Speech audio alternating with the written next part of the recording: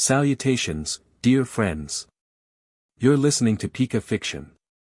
Today's narrative journey takes us through what if Ash defeated Cynthia in the Masters 8 and she demanded a marriage contract as the winner's prize. If our stories bring you joy, please consider liking and subscribing. Share with friends who appreciate a good story. And so, our story begins. Chapter 1, The Weight of Victory. The stadium screamed. Not cheered, screamed. 100,000 voices compressed into a single wall of sound that vibrated in Ash Ketchum's chest like a second heartbeat. The lights of Winden Stadium blazed white-hot overhead, turning the battlefield into a stage, and the dust from the last exchange hadn't settled yet. Through the haze, he could see her. Cynthia stood on the far side of the field with her arms folded, her long coat barely moving despite the wind kicked up by the last collision. Her gray eyes were fixed on him with an intensity that most people would call cold. Ash knew better. He'd battled enough trainers across enough years to know the difference between ice and fire. Cynthia's eyes burned. Between them, the scoreboard told a brutal story. Ash had lost 4 Pokémon. Cynthia had lost 4. His Dragonite, Gengar, Lucario, and Surfetch'd, all down. Her Roserade, Togekiss, Milotic, and Gastrodon, all retired. The crowd could do the math. 2 against 2. Pikachu crouched at his feet, sparking, ears flat.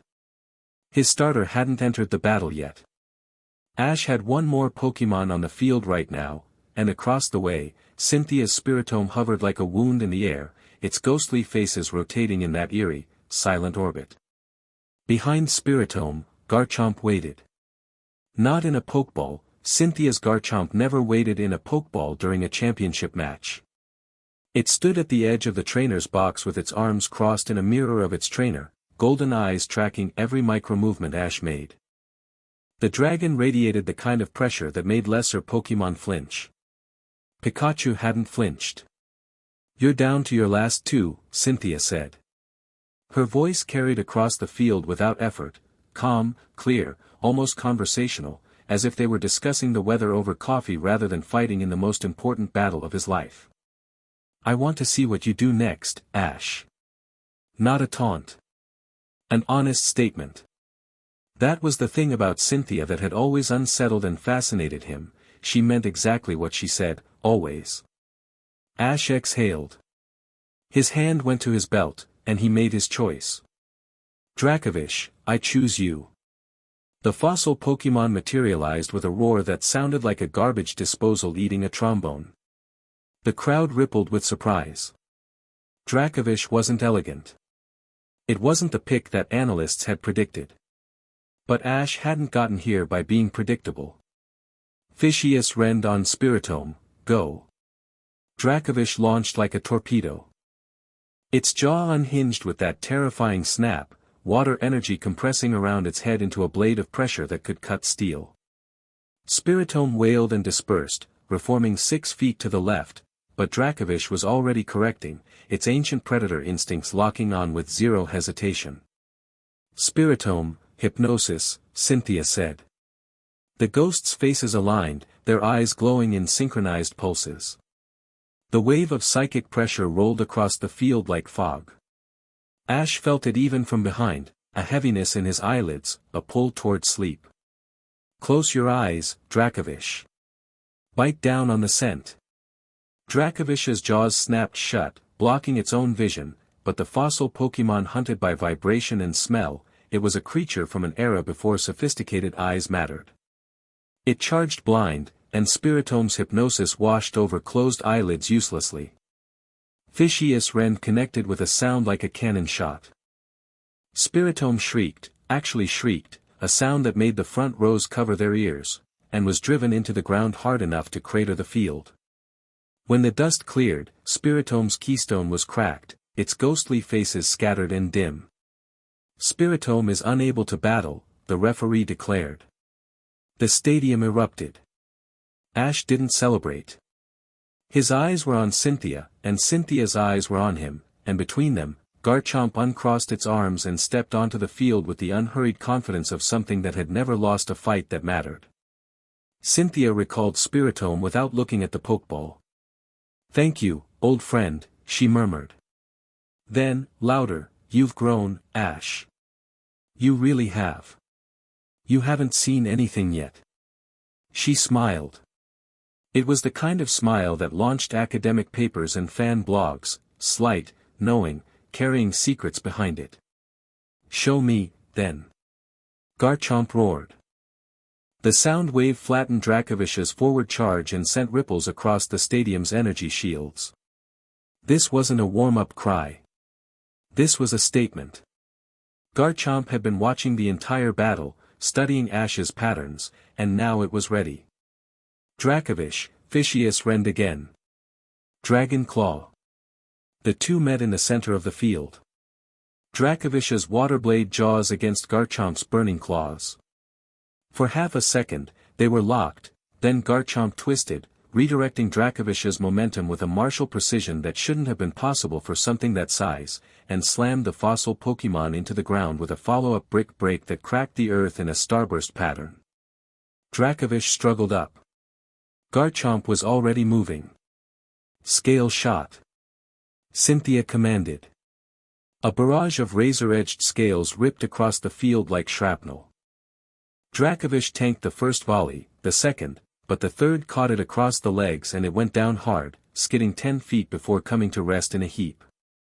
Dracovish is unable to battle. 2-1. Garchomp to Pikachu. The stadium went quiet, not silent, but that breathless, pressurized quiet that happens when 100,000 people collectively hold their breath. The commentators were talking, probably saying something about how this was it, how Ash was down to his last Pokémon, how no one had ever taken Cynthia's Garchomp down in a championship match. Ash recalled Dracovish. "You were incredible," he said to the ball. He meant it.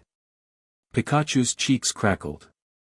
The little yellow mouse looked up at his trainer, and something passed between them that 19 years of partnership had forged, not words, not strategy, just understanding.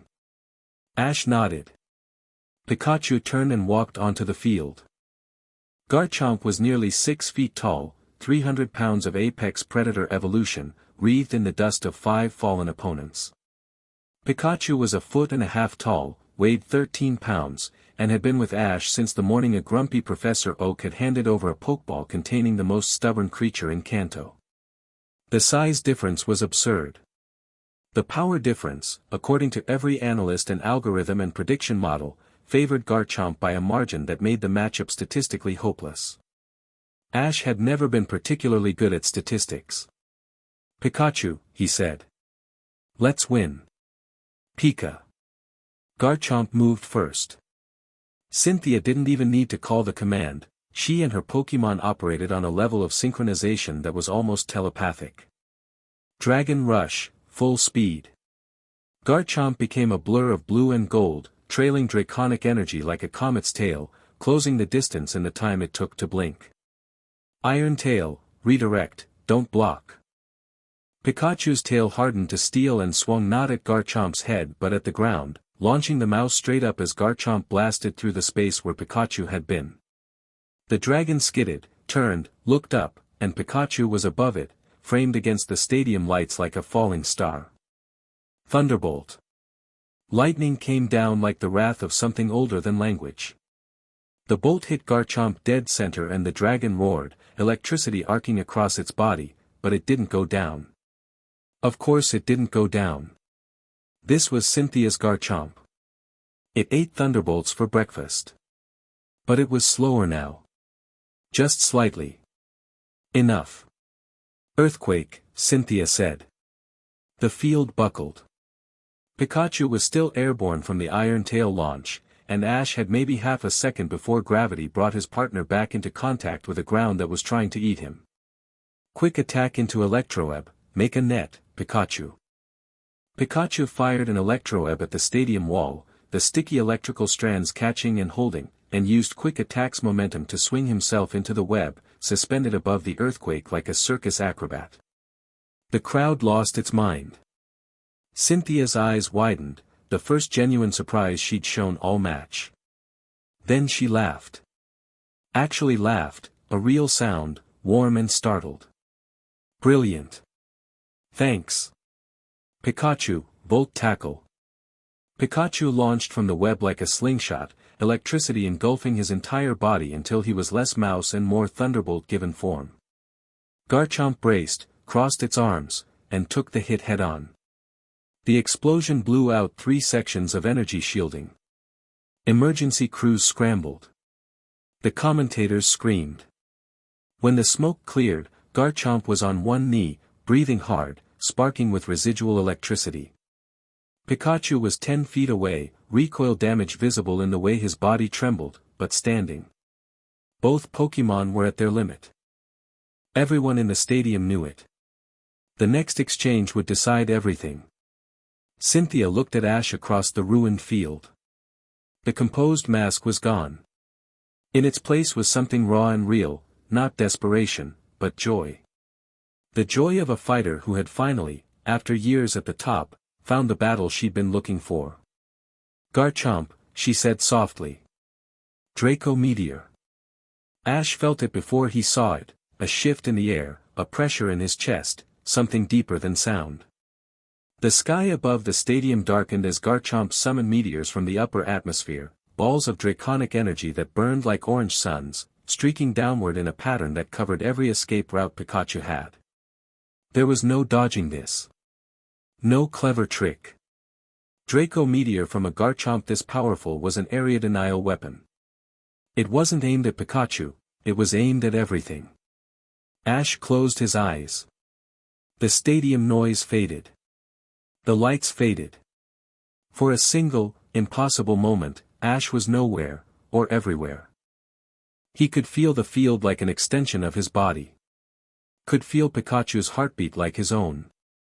Could feel the meteors descending, their trajectories mapped in his mind as blue-white lines of force. He opened his eyes. They flickered, just for a frame, just for an instant, with blue light. Pikachu. 10 million volt thunderbolt. Pikachu screamed. Not in pain, in release. Every battle, every journey, every loss and victory and late night and early morning, 19 years of partnership compressed into a single moment of absolute trust. The electricity that erupted from Pikachu's body wasn't yellow. It was white. It was blinding. It was a pillar of light that shot straight up and detonated against the falling meteors, not destroying them but absorbing them, converting draconic energy into electrical energy in a chain reaction that turned the sky into a thunderstorm and then concentrated every single volt into a single descending bolt aimed at the only target that mattered. Garchomp looked up. The dragon's golden eyes reflected the light. It didn't run. Didn't flinch. It had earned the right to stand. The bolt hit. When it was over, when the light faded and the dust settled and the emergency shields finally stopped sparking, Garchomp was on its back, eyes closed, electricity dissipating from its body in gentle waves. Pikachu stood in the center of a scorched crater, swaying on his feet, barely conscious. The referee's hand went up. Garchomp is unable to battle. The winner of the Masters 8 championship is Ash Ketchum of Pallet Town. The stadium didn't scream this time. For 3 full seconds, there was absolute silence, the kind of silence that only happens when 100,000 people simultaneously realize they've witnessed history. Then the world exploded. Ash barely heard it. He was already running onto the field, dropping to his knees next to Pikachu, scooping his partner into his arms. Pikachu nuzzled into his chest, exhausted, sparking weakly, making that little cha sound that meant he was hurt but happy. You were perfect, buddy, Ash whispered. You were absolutely perfect. Pika Pie. He looked up. Cynthia was kneeling next to Garchomp, her hand on the dragon's snout, whispering something Ash couldn't hear. Garchomp's eyes opened briefly, and Cynthia smiled at it, that real smile, the private one, and recalled it. She stood. She straightened her coat. She walked across the field toward Ash with the crowd still roaring, fireworks starting overhead, cameras flashing from every direction. Ash stood too, Pikachu in his arms. He expected a handshake. Maybe a congratulatory nod. The composed, graceful acknowledgement of defeat that Cynthia had shown to every opponent she'd ever lost to, which was almost no one. Cynthia stopped 3 feet in front of him. Close enough that he could see the dust on her coat, the slight sheen of sweat at her temples, the way her gray eyes caught the fireworks and reflected them like storm clouds lit by lightning. She didn't extend her hand. Instead, she spoke. Not in the common tongue, in something older. The words rolled off her tongue like river stones, smooth and heavy, each syllable carrying a weight that pressed against Ash's skin like atmospheric pressure before a storm. He didn't understand the language, but he understood the tone. This was formal. This was ancient. This was important. The crowd noise faltered. The commentators stuttered. On the VIP balcony, Ash saw Lance stand up so fast his chair fell over.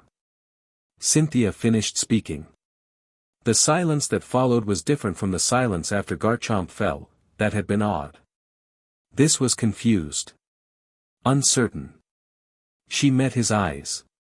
I, Cynthia Sharona, last daughter of the Celestic line, invoke the champion's bond. I offer myself to the victor as the ancient rite demands, not as a trophy, but as a partner. A covenant between equals. She paused. Her voice was steady, but Ash saw her hands, just barely, just slightly, trembling. I'm asking you to marry me, Ash. The stadium went so quiet that Ash could hear Pikachu's breathing. He stared at her. His brain, which had been operating at lightning speed during the battle, processing trajectories and timing and energy calculations faster than any computer, ground to a complete halt. The world's greatest Pokémon trainer, the newly crowned Masters 8 champion, the kid from Pallet Town who'd stared down gods and walked through dimensions, stood there with his mouth open and absolutely no idea what to say. What? The single word, amplified by the field microphones, echoed across the stadium. Somewhere in the crowd, someone dropped a drink. The splash was audible. Cynthia's composure cracked, just slightly, just at the corners of her mouth. I know this isn't what you expected. That's one way to put it. Ash became suddenly, painfully aware of the cameras. The microphones. The 100,000 people watching. The millions more watching on screens across every region. Cynthia, what is the champion's bond? Something I'll explain properly. In private. She glanced at the cameras, then back at him. I know the timing is terrible. I know this seems insane. But the old rite requires a public declaration, it has to be witnessed. She took a half-step closer, lowering her voice so only he and Pikachu could hear. I wouldn't do this if it wasn't important. You know me well enough to know that. He did know that. That was the problem. If Cynthia, composed, brilliant, careful Cynthia, was making a scene like this in front of the entire world, she had a reason. A real one. And whatever it was, it scared her enough to push past every instinct she had for privacy and control. I'm not saying yes, Ash said quietly. I'm not saying no. I'm saying I need you to explain. Something in her expression shifted, relief, maybe. Gratitude. She nodded. Tonight. I'll tell you everything. Before Ash could respond, security arrived. League officials in dark suits, headsets crackling, faces caught between panic and professionalism. Behind them, more officials. Behind them, the first wave of reporters, held back by barriers but shouting questions that blurred into a wall of noise. The moment was over. But the aftermath was just beginning. The backstage corridors of Winden Stadium were designed for controlled chaos, wide enough for stretcher-bearers, soundproofed against the crowd, lined with doors leading to medical bays, press rooms, and private suites. Tonight, the controlled part had gone out the window. Chaos remained, pure and uncut. Ash sat in a medical suite while Nurse Joy treated Pikachu.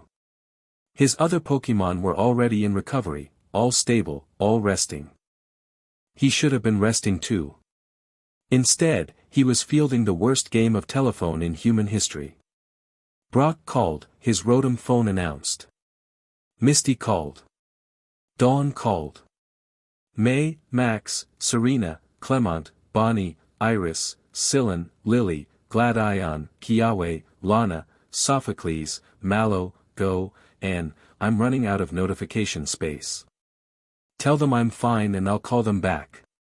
Professor Oak called. Your mother called. Your mother called again. Your mother called 7 more times. She says, and I quote, Ash Ketchum, you answer this phone right now or so help me I will fly to Galar on a Pidgeot. Ash groaned.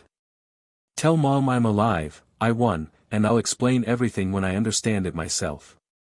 The door opened. Leon walked in, cape and all, looking like a man who'd been hit in the face with a fish and was still processing the experience. Mate, he said. What in the absolute, I don't know. She proposed to you. I know. On live television. I was there, Leon. Leon dropped into the chair opposite him.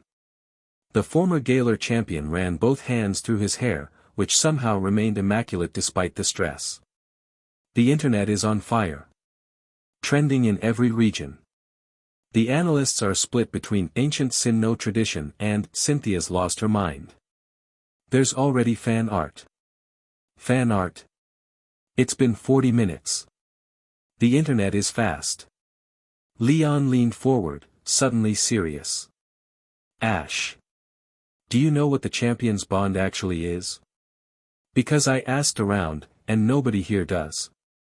The Sinnoh Elite Four went pale. Literally pale. Flint looked like he was going to throw up. Cynthia said she'd explain tonight. And you trust that? Ash looked at him. Yeah, Leon. I do. Leon studied him for a long moment, then sat back. Fair enough. You've got better instincts than anyone I've ever met. But just so you know, Director Castellin is here. The name landed like a stone in still water. Director Marcus Castellin, head of the World Coronation Series Governing Council, the bureaucratic layer that sat above the regional leagues and below the theoretical authority of the champion system. Ash had met him twice. Both times, Castellin had been polite, precise, and had eyes like a bishop's blades. He landed 20 minutes ago, Leon continued. Private jet from Lumios. Which means he was already in the air before the match ended. He knew something was coming. Or he's really fast at booking flights. Leon didn't sound like he believed that. The door opened again. This time, there was no knock.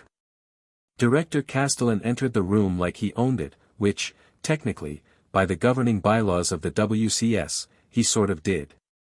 He was a tall man in his 50s, lean and silver-haired, wearing a suit that cost more than most people's cars. Behind him, 2 aides flanked the door, tablets in hand, already recording. Mr. Ketchum, Castellin said. Congratulations on your victory. Thanks. I wish I could celebrate it with you.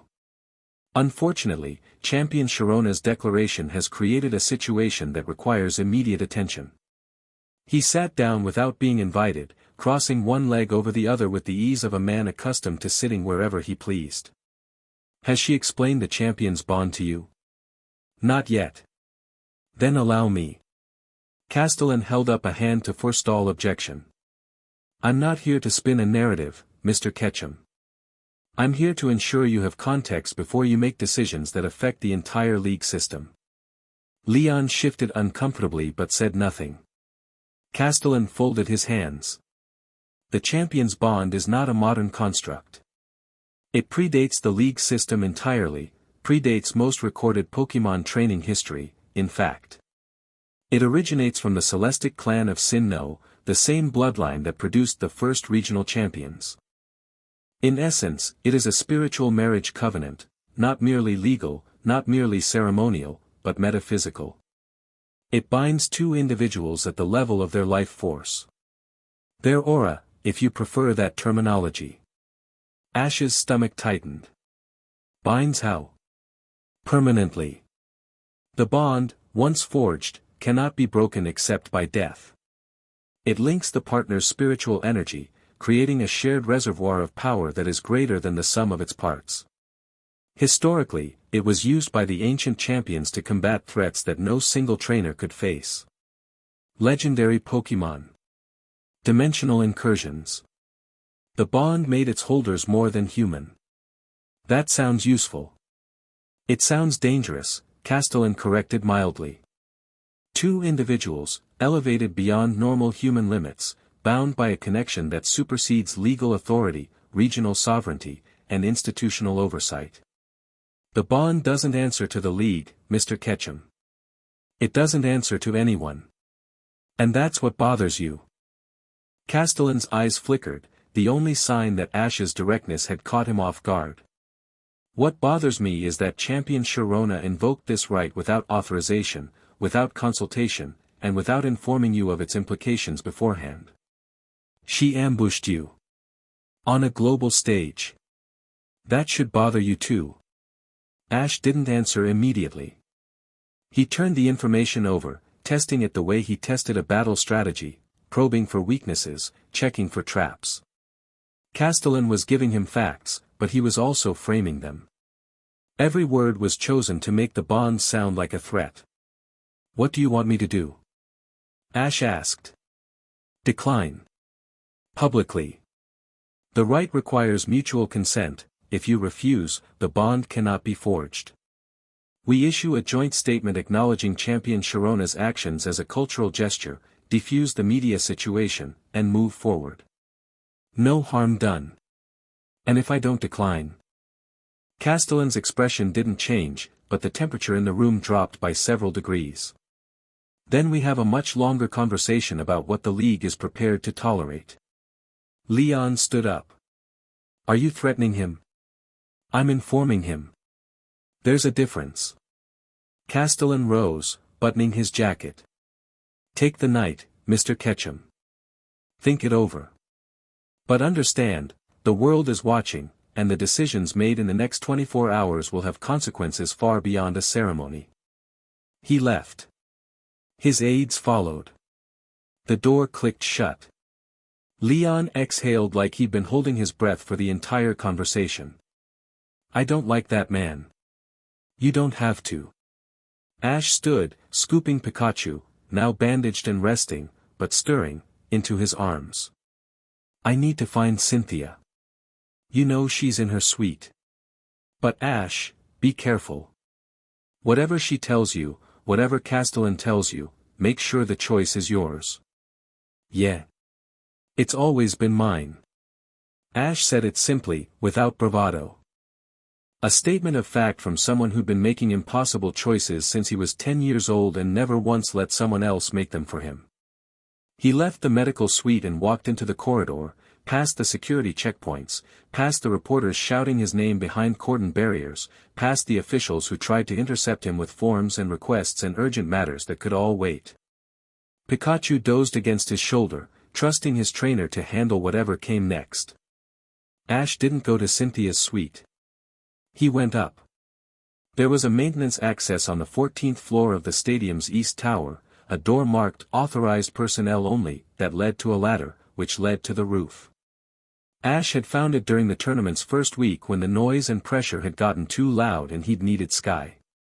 He climbed the ladder one-handed, Pikachu tucked in his other arm, and pushed through the hatch into the wind and night. The city sprawled below him, a tapestry of lights and motion. The stadium's energy shields had been deactivated after the match, and the open air tasted like rain. Galar always tasted like rain, even when it wasn't raining. The wind was sharp and clean and exactly what he needed. He wasn't surprised when he heard the hatch open behind him 10 minutes later. He'd expected her to find him. Cynthia was the kind of person who didn't wait to be summoned. She climbed onto the roof with more grace than anyone in heels and a long coat had a right to, settling onto the concrete ledge beside him with a quiet exhale. She'd changed out of her battle outfit into something simpler, dark sweater, dark pants, hair loose instead of clipped.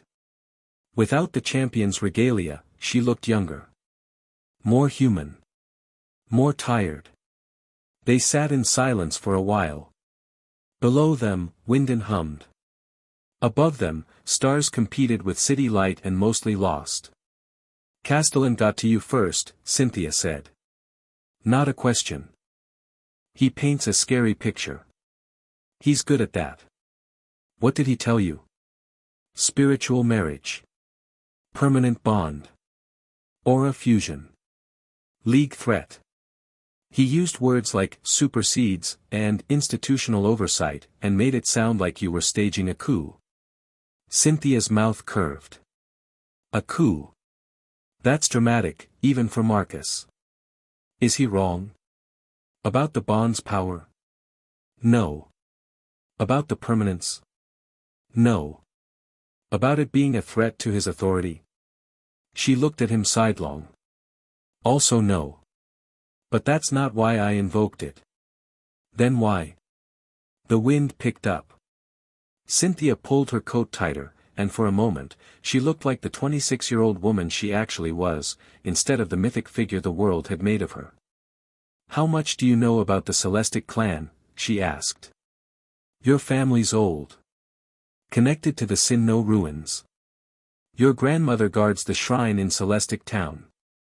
You study ancient history as much as you study battling. Good summary. Here's what the textbooks don't cover. She turned to face him more fully. The Celestic clan weren't just historians. They were guardians. For thousands of years, my family maintained the spiritual infrastructure of the Sinnoh region, the seals, the ley lines, the barriers between our world and what lies beyond it. The distortion world. The spirit realm. The spaces in between that don't have names. Maintained how? Through the bond. Each generation, two guardians would forge the champion's bond and use their combined spiritual energy to reinforce the seals. It wasn't a marriage tradition, it was a maintenance protocol. The marriage part came later, as ceremony grew around function. Ash processed this. So the bond is basically a spiritual battery. She blinked. Then she laughed, a real laugh, startled out of her. That's the most Ash Ketchum way anyone has ever described a sacred rite, but yes. Essentially. The bond creates a shared energy signature powerful enough to sustain the ancient seals. Without it, the seals degrade. And they're degrading now. It wasn't a question. Ash had felt it, during the match, during Cynthia's declaration, and especially just now, sitting on this roof. A wrongness in the air, like a note played slightly flat. Something pressing against the skin of reality. Cynthia's eyes sharpened. You can feel it. I've always been able to feel things like that. I just didn't know what it was. It's your aura. You have more natural aura sensitivity than anyone I've encountered in 20 years of research. It's one of the reasons. She stopped herself. One of the reasons you chose me. She didn't look away. Yes. The honesty hurt more than a lie would have. Ash sat with it, turning it over. Pikachu stirred on his lap, opened one eye, assessed the situation, and closed it again. How long have you known the seals were failing? Ash asked. Since I became champion at 21. My grandmother told me the truth the night I took the title. The last bond was forged 4 generations ago. Each generation since, the seals have weakened. Small events at first, minor distortion fluctuations, ley line static. In the past 3 years, it's accelerated. There have been incidents. Localized reality distortions in northern Sinnoh. A temporal anomaly near the Solation ruins that trapped a research team in a 2-hour time loop. Wild Pokemon near Sendoff Spring becoming aggressive, disoriented, some of them evolving spontaneously, then devolving. You've been dealing with this alone. My grandmother helps. And the Celestic Elders. But the bond requires 2, Ash. Always 2. She paused. I've been looking for someone for 5 years. Not just anyone, the bond doesn't work with just anyone. It requires compatible aura signatures, a certain threshold of spiritual strength, and... She trailed off again. And what? She looked at the city lights. Willingness. Genuine willingness. The bond can't be coerced. The old texts are very clear on that. Both parties must choose freely, with full understanding. That's why I told you publicly, the right demands witnesses, but I'm telling you privately that you can refuse. You can walk away right now, and I will find another way. Is there another way? The silence lasted long enough to be an answer. There might be, she said finally. Castellin seems to think so. He's been studying the distortion events through his own channels, developing technological alternatives. I don't trust his methods, but I can't dismiss them entirely. Ash turned his head and looked at her. Really looked, the way he looked at a battlefield, taking in everything. The tension in her shoulders. The way she held her hands perfectly still to keep them from shaking. The exhaustion around her eyes that makeup could hide from cameras but not from someone sitting 2 feet away. And beneath all of it, something he recognized because he'd seen it in his own mirror on the hardest nights of his journey, the bone-deep loneliness of someone who carries weight that no one else can see. You said the bond isn't purely why you chose me, he said. What else? She met his gaze. Held it. I've watched you since you were a child, Ash. Not as a candidate, as a trainer. You challenged Garchomp when you were 10 years old and you should have been terrified, but you were excited. You've stood in front of gods and refused to move. You've died, actually died, at the tree of beginning, and come back because your Pokemon wouldn't let you go. You've walked through the distortion world, confronted Arceus, carried the weight of prophecies you never asked for, and through all of it, through everything, you stayed kind. Her voice cracked on the last word. She caught it, smoothed it over, but Ash heard it. I started looking for a candidate, she said quietly. I found you. Somewhere along the way, the line between duty and... She stopped. Shook her head. I can't untangle it cleanly. And I won't insult you by pretending I can. The wind blew. The city hummed. Pikachu's ears twitched in his sleep. Ash stood up. Cynthia tensed, just slightly, just enough to see. I'm not saying yes, he said. I'm not ready for that. I don't know enough about the bond, about what's happening to the seals, about any of it. You dropped a bomb on me in front of the whole world, Cynthia, and I don't care how ancient the rite is, that was a hell of a thing to do to someone without warning. She flinched. Took it. Nodded. But I'm not saying no either, he continued. Because I trust you. Not your plan, I don't know enough about your plan to trust it yet. But you. I trust you. She looked up at him, and for a moment, the champion was gone. Just a woman, standing on a rooftop, hearing something she'd needed to hear for a very long time. I'll go to Sinnoh with you, Ash said. I'll learn the truth. All of it, not the version you've curated, not the version Castellin's selling, the whole thing. And then I'll decide. That's fair, she whispered. One more thing. He met her eyes. Whatever this becomes, the bond, the seals, all of it, I need to know that you see me.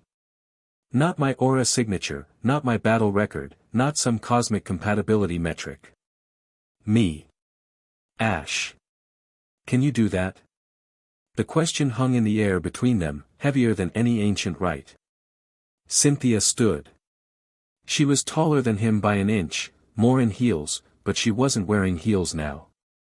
In flats, on a rooftop, in the wind, they were almost eye to eye. I've seen you since you were 10 years old, Ash Ketchum, she said. The boy who ran headfirst into everything and somehow came out the other side brighter than he went in. I see you. They stood there. Not touching. Not kissing. Just, seeing each other, the way two people do when the pretenses fall away and what's left is honest. Pikachu sneezed in his sleep. The moment broke. "We should go," Ash said. "Early flight." "I was thinking boat, actually. I have things to show you along the way. And it's harder for Castellin's people to follow us on water." "Is he going to follow us?" "He's going to do much more than that." They climbed back down through the maintenance hatch, back into the fluorescent reality of the stadium's corridors. The noise found them immediately, phones ringing, officials hovering, security personnel murmuring into earpieces. The world wanted a piece of the new champion and the woman who proposed to him on live television. Ash navigated it the way he navigated everything, head-on, without apology, answering the questions he chose to answer and ignoring the rest. Yes, he'd won. Yes, Cynthia had invoked an ancient right. No, he wasn't going to comment further tonight. No, he didn't need an escort. No, he didn't want to meet with the press team. Yes, he was aware that his mother had called 14 times now, according to Rotom. He made it to his own suite, locked the door, and finally breathed. Pikachu woke up fully, stretched, and looked around the room with the expression of a creature who'd been unconscious for all the drama and was only now realizing he'd missed something. "Pika. Buddy, you would not believe my night." "Pika Pie." "Yeah," she proposed. During the match ceremony. In front of everyone. Pikachu's ears went flat. Then they went up. Then he tilted his head sideways, processing. Finally, he made a sound that Ash had learned to translate over 19 years as, "Well, did you see that coming?" "No. No, I did not." Pikachu hopped onto the bed, curled up on the pillow, and gave Ash a look that said, with considerable eloquence, that this was a tomorrow problem. "You're right," Ash said. "You're always right." He didn't sleep much. His mind was a hurricane of questions, but beneath the questions, something else. A feeling he couldn't quite name. Not quite excitement, not quite fear, but something in between, the feeling of standing at the edge of a cliff and knowing you were going to jump, not because someone pushed you, but because the other side was where you needed to be. At 3 in the morning, his Rotom phone buzzed one last time. A message from a number he didn't recognize. It read, "The old places are waking. Celestic. Solation. Send off spring." Something stirred tonight when the bond was spoken. Something heard. No signature. No sender ID. Ash stared at the message for a long time. Then he set the phone down, closed his eyes, and tried to feel what he'd felt during the battle, that blue-white clarity, that sense of the world's fabric beneath his fingertips. It was there. Faint, like a distant radio signal. But it was there. And it was humming. Across Winden, in a hotel suite overlooking the stadium, Cynthia sat at a desk surrounded by old texts and older maps. Her phone displayed a seismological report from northern Sinnoh, unusual vibrations along the ley line connecting Celestic Town to Coronet. Not strong enough to register as earthquakes. Strong enough to notice. She picked up her phone and called a number from memory. "Grandmother," she said when Carolina answered. "I invoked the bond." A long pause. "And?" He didn't say no. Another pause, longer this time. "The tremors are getting worse, Cynthia. The research team at Send-Off Spring reported an incident tonight. Their equipment detected a distortion world overlap, brief, less than 4 seconds, but stronger than anything we've recorded." Something heard the invocation. "I know. Are you certain about the boy?" Cynthia looked out the window. From this angle, she could just barely see the stadium roof where they'd talked. Where he'd looked at her and asked her to see him, not as a concept, not as a solution, but as a person. "He's not a boy, grandmother." "And yes. I'm certain." "Then bring him home. Quickly. The old seals won't hold forever, and whatever's behind them is waking up." Cynthia ended the call. She turned back to her maps, her texts, her decades of research. Her eyes found the passage she'd underlined years ago, the first time she'd understood what was coming. When the bond is spoken and heard by both worlds, the seal shall know its hour. Let the worthy stand together, or let the door stand open. There is no third way. She traced the ancient script with her fingertip. There's always a third way, she murmured. You just have to be stubborn enough to find it. 1,000 miles east, at the mouth of Sendoff Spring in Sinnoh, a researcher named Dr. Kai Makoto was having the worst night of her career.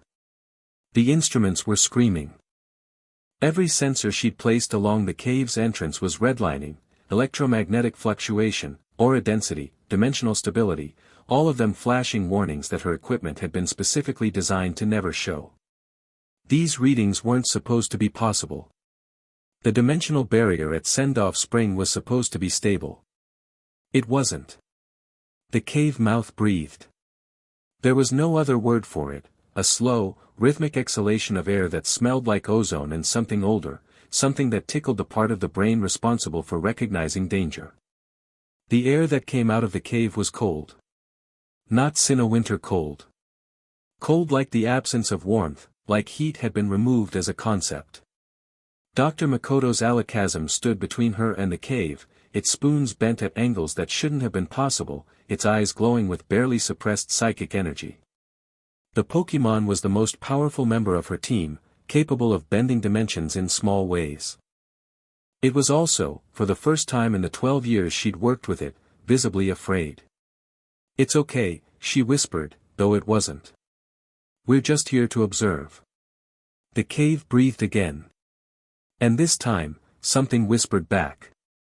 Not words, exactly. More like the memory of words, an echo of a voice that had been speaking for so long that the words had worn grooves in reality.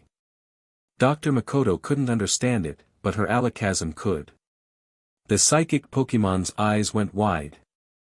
Its spoons dropped. It turned to its trainer and teleported them both away without waiting for a command. They materialized half a mile from the cave entrance, in the tall grass near the spring's outer boundary. Dr. Makoto was shaking. Her alakazam was shaking. The night air felt normal here, cold, but naturally cold, carrying the scent of pine and distant snow. She grabbed her phone and called Carolina. Dr. Makoto? The old woman's voice was sharp, alert. What happened? Something spoke from the cave, Elder Carolina. Something behind the barrier. Alakazam understood it. What did it say? Dr. Makoto looked at her Pokémon. Alakazam was staring back at the distant cave mouth, its expression something she'd never seen on a psychic type before, a mixture of recognition and dread. Alakazam, she said softly. What did it say? The Pokémon's eyes glowed. Psychic impressions flooded Dr. Makoto's mind, not words, but feelings. The sensation of a door being knocked on from the inside. The patience of something that had been waiting for centuries and had just heard the sound it had been waiting for. And beneath it all, a single concept, clear as a bell, finally. Dr. Makoto's voice shook when she relayed this to Carolina. The line was silent for a long time. Get your team out of Sendoff Spring, Carolina said. Tonight. All of them. Don't leave any equipment behind, it'll be compromised. And Dr. Makoto? Yes. Don't go back until I tell you it's safe. The line went dead. Dr. Makoto looked back toward the cave one last time. The night was still. The stars were steady. Nothing moved, nothing breathed, nothing whispered. But she could feel it. Deep in her bones, in the part of her that was still an animal, still hardwired to recognize predators in the dark, she could feel something watching from behind the door. Something that was smiling. Back in Winden, in a private office 3 floors below the stadium's executive level, Director Castellin sat behind a desk that wasn't his, using communications equipment that officially didn't exist. The holographic display showed a man in a lab coat, older, spectacled, with the particular kind of pallor that came from spending too many years underground. Dr. Werner Hale, head of the League's Advanced Dimensional Research Division.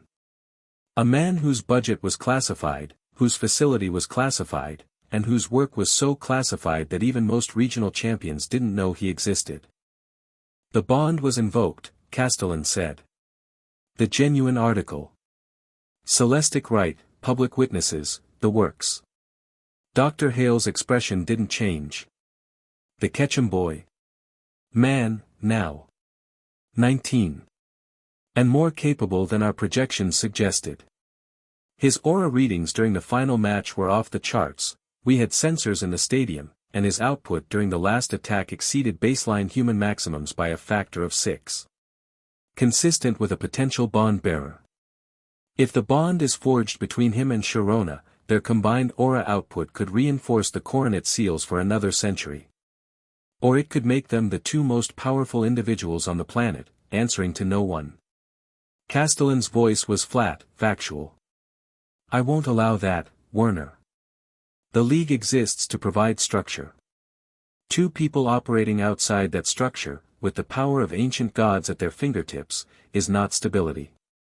It's a fairy tale. What do you want me to do? Accelerate the regulator project. If we can produce a technological alternative to the bond, a device that can reinforce the dimensional seals without requiring human vessels, then the bond becomes unnecessary. And if the bond is unnecessary, the political leverage Sharona gains from invoking it evaporates. Dr. Hale nodded slowly. The regulator prototype is functional. Barely. It's based on the red chain research we acquired from Team Galactic's archives, dimensional binding using synthetic resonance. But the power requirements are enormous, and the side effects are still unknown. We're not ready for deployment. How long? 6 months for proper testing. Maybe 3 if we cut corners. You have 3 weeks. The holographic display flickered as Dr. Hale processed this.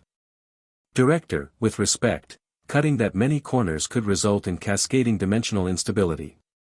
The red chain technology was designed to control gods. Using it on the dimensional barriers themselves is like using a scalpel to perform surgery and a chainsaw simultaneously. Then be precise with the chainsaw.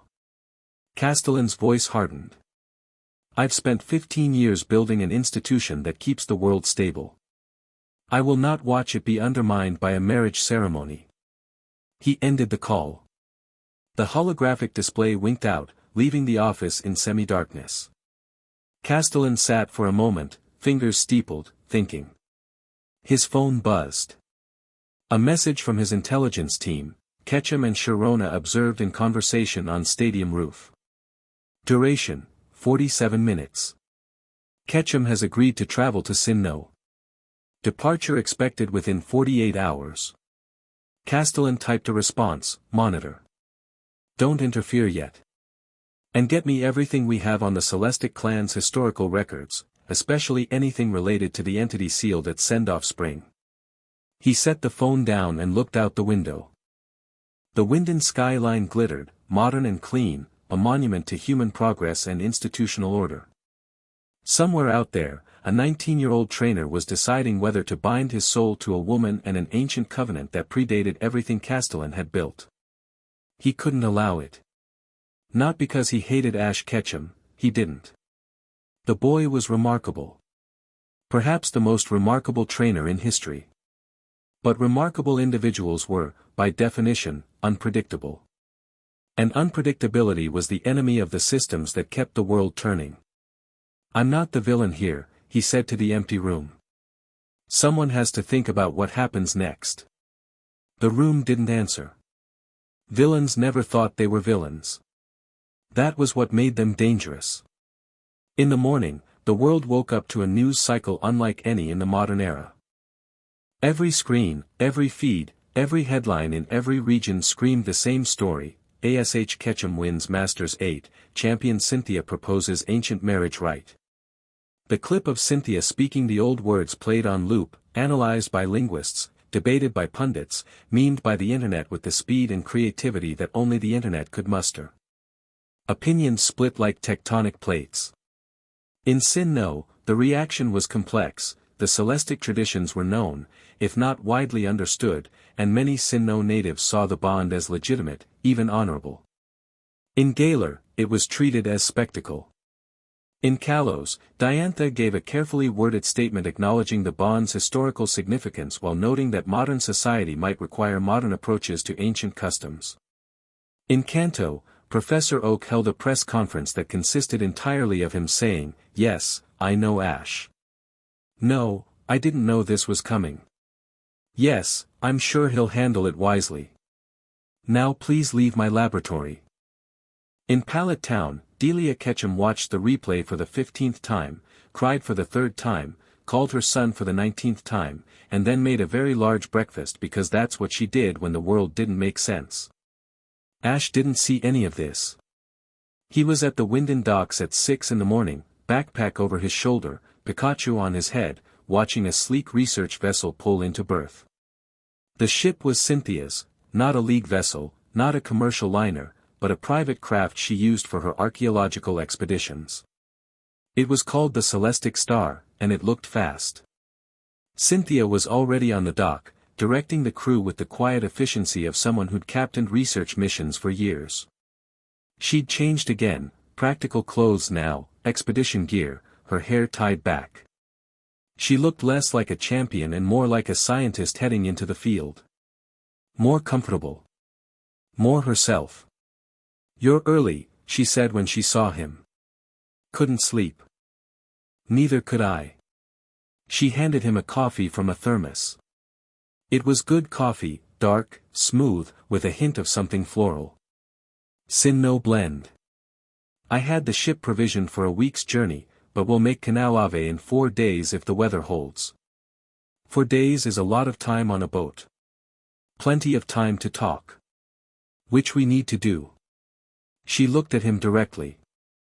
"I have documentation, historical texts, research data, ley line readings. Everything I know about the bond and the seals. It's all in the ship's library. I want you to have access to all of it. No more secrets. No more secrets." He sipped the coffee. Pikachu sniffed it, sneezed, and went back to napping on his head. "Okay. Let's go." They boarded the Celestic Star as the sun rose over Winden Harbor. The city was waking up behind them, a city that would spend the day talking about them, analyzing them, speculating about them. Ash didn't look back. He'd never been very good at looking back. The ship pulled away from the dock, cutting through the harbor's still water, heading for open sea and the long route to Sinnoh. Behind them, Winden shrank to a cluster of lights. Ahead of them, the ocean was dark and vast and full of unknowns. Ash stood at the bow, watching the water. Cynthia stood beside him, close enough that their arms almost touched. Pikachu was between them, somehow asleep on the railing in a position that defied both gravity and common sense.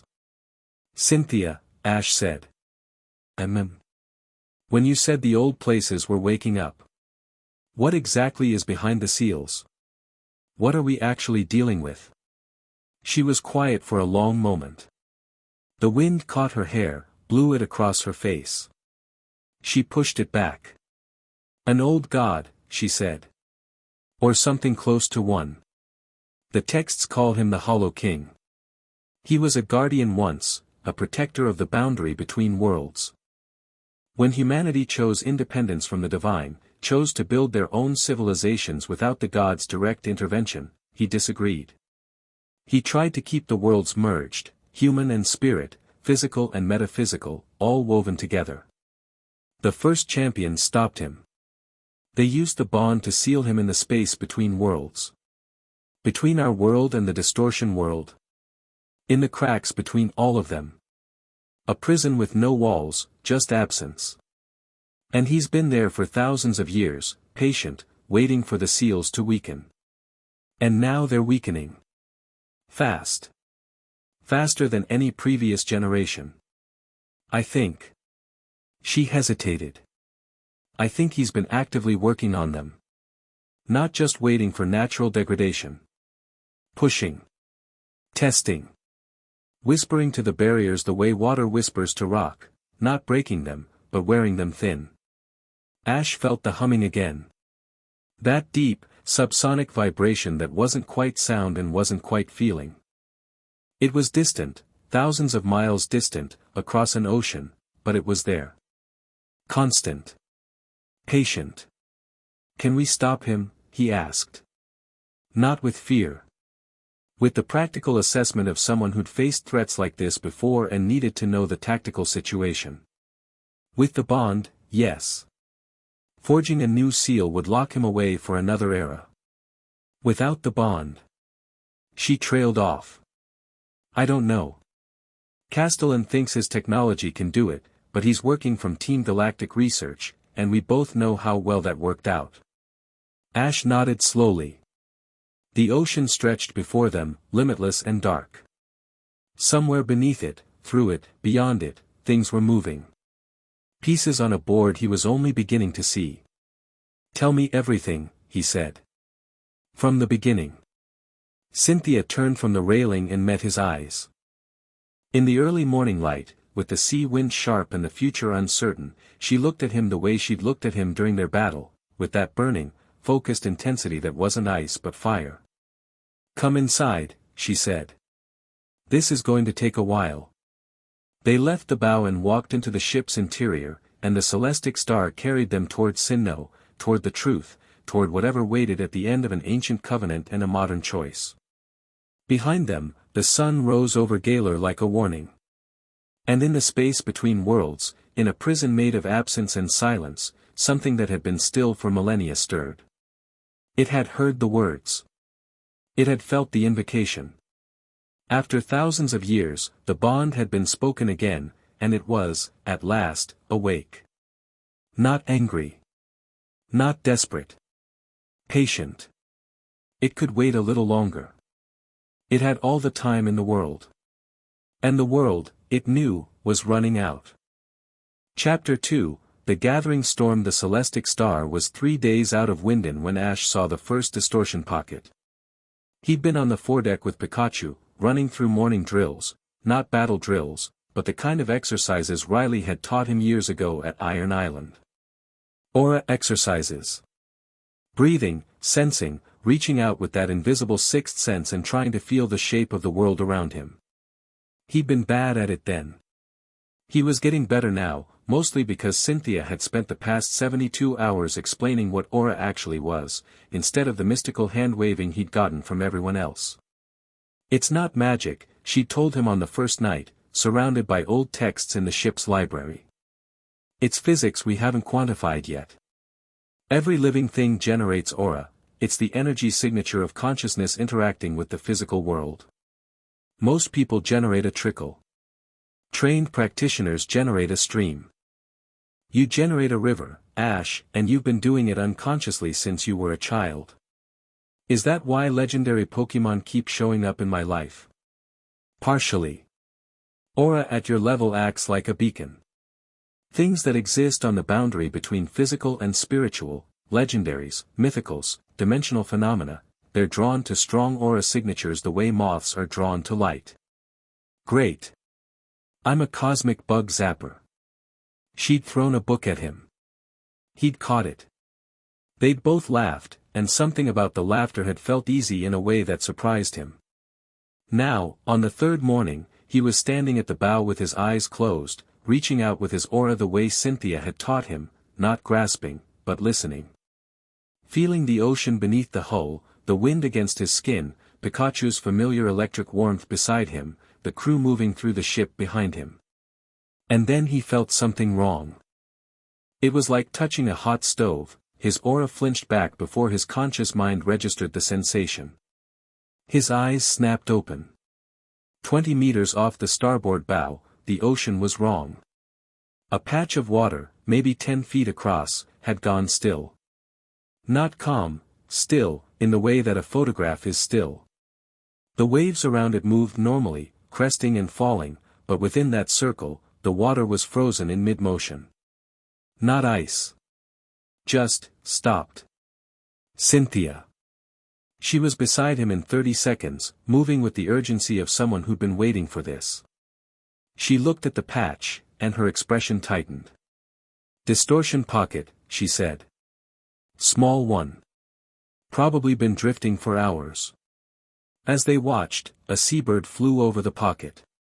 The moment it crossed the boundary, it vanished, not dramatically, not with a flash of light, just gone, as if someone had deleted it from existence.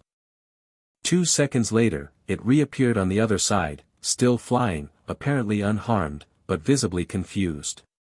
"What happened to it?" Ash asked. "Time dilation. Inside the pocket, time runs differently.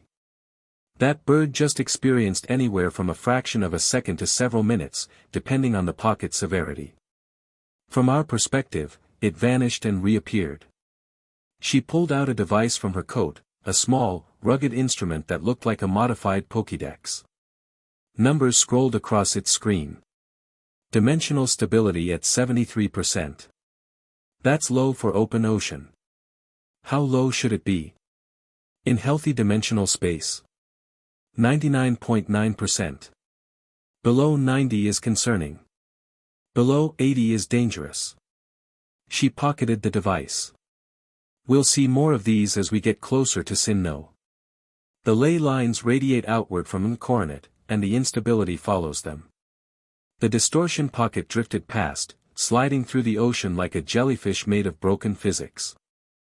Ash watched it go and felt the humming again, that deep, patient vibration that he'd first noticed on the Winden rooftop. It was stronger now. Closer. "How bad is it going to be when we get to Sinnoh?" he asked. Cynthia didn't answer immediately, which was answer enough. The Celestic Star made port in Canalave City on the morning of the 4th day, and Sinnoh was wrong. Ash had been to Sinnoh before, multiple times, across years. He knew the region's rhythms, the crisp mountain air, the ancient forests, the sense of deep history that permeated everything from the smallest trail to the tallest peak. Sinnoh had always felt old in a comfortable way, like a well-worn coat. Now it felt old in the way that crumbling buildings feel old. Something fundamental had shifted. He noticed it the moment he stepped off the ship. The air tasted metallic, faintly, subtly, like licking a battery. The sky was the right color but somehow too sharp, as if someone had increased the contrast on reality. And beneath his feet, through the dock planks, through the concrete, through the earth itself, that humming vibrated like a bass string. Pikachu felt it too. His partner's ears were straight up, rotating like satellite dishes, and the fur along his spine was raised. Not aggressive, alert.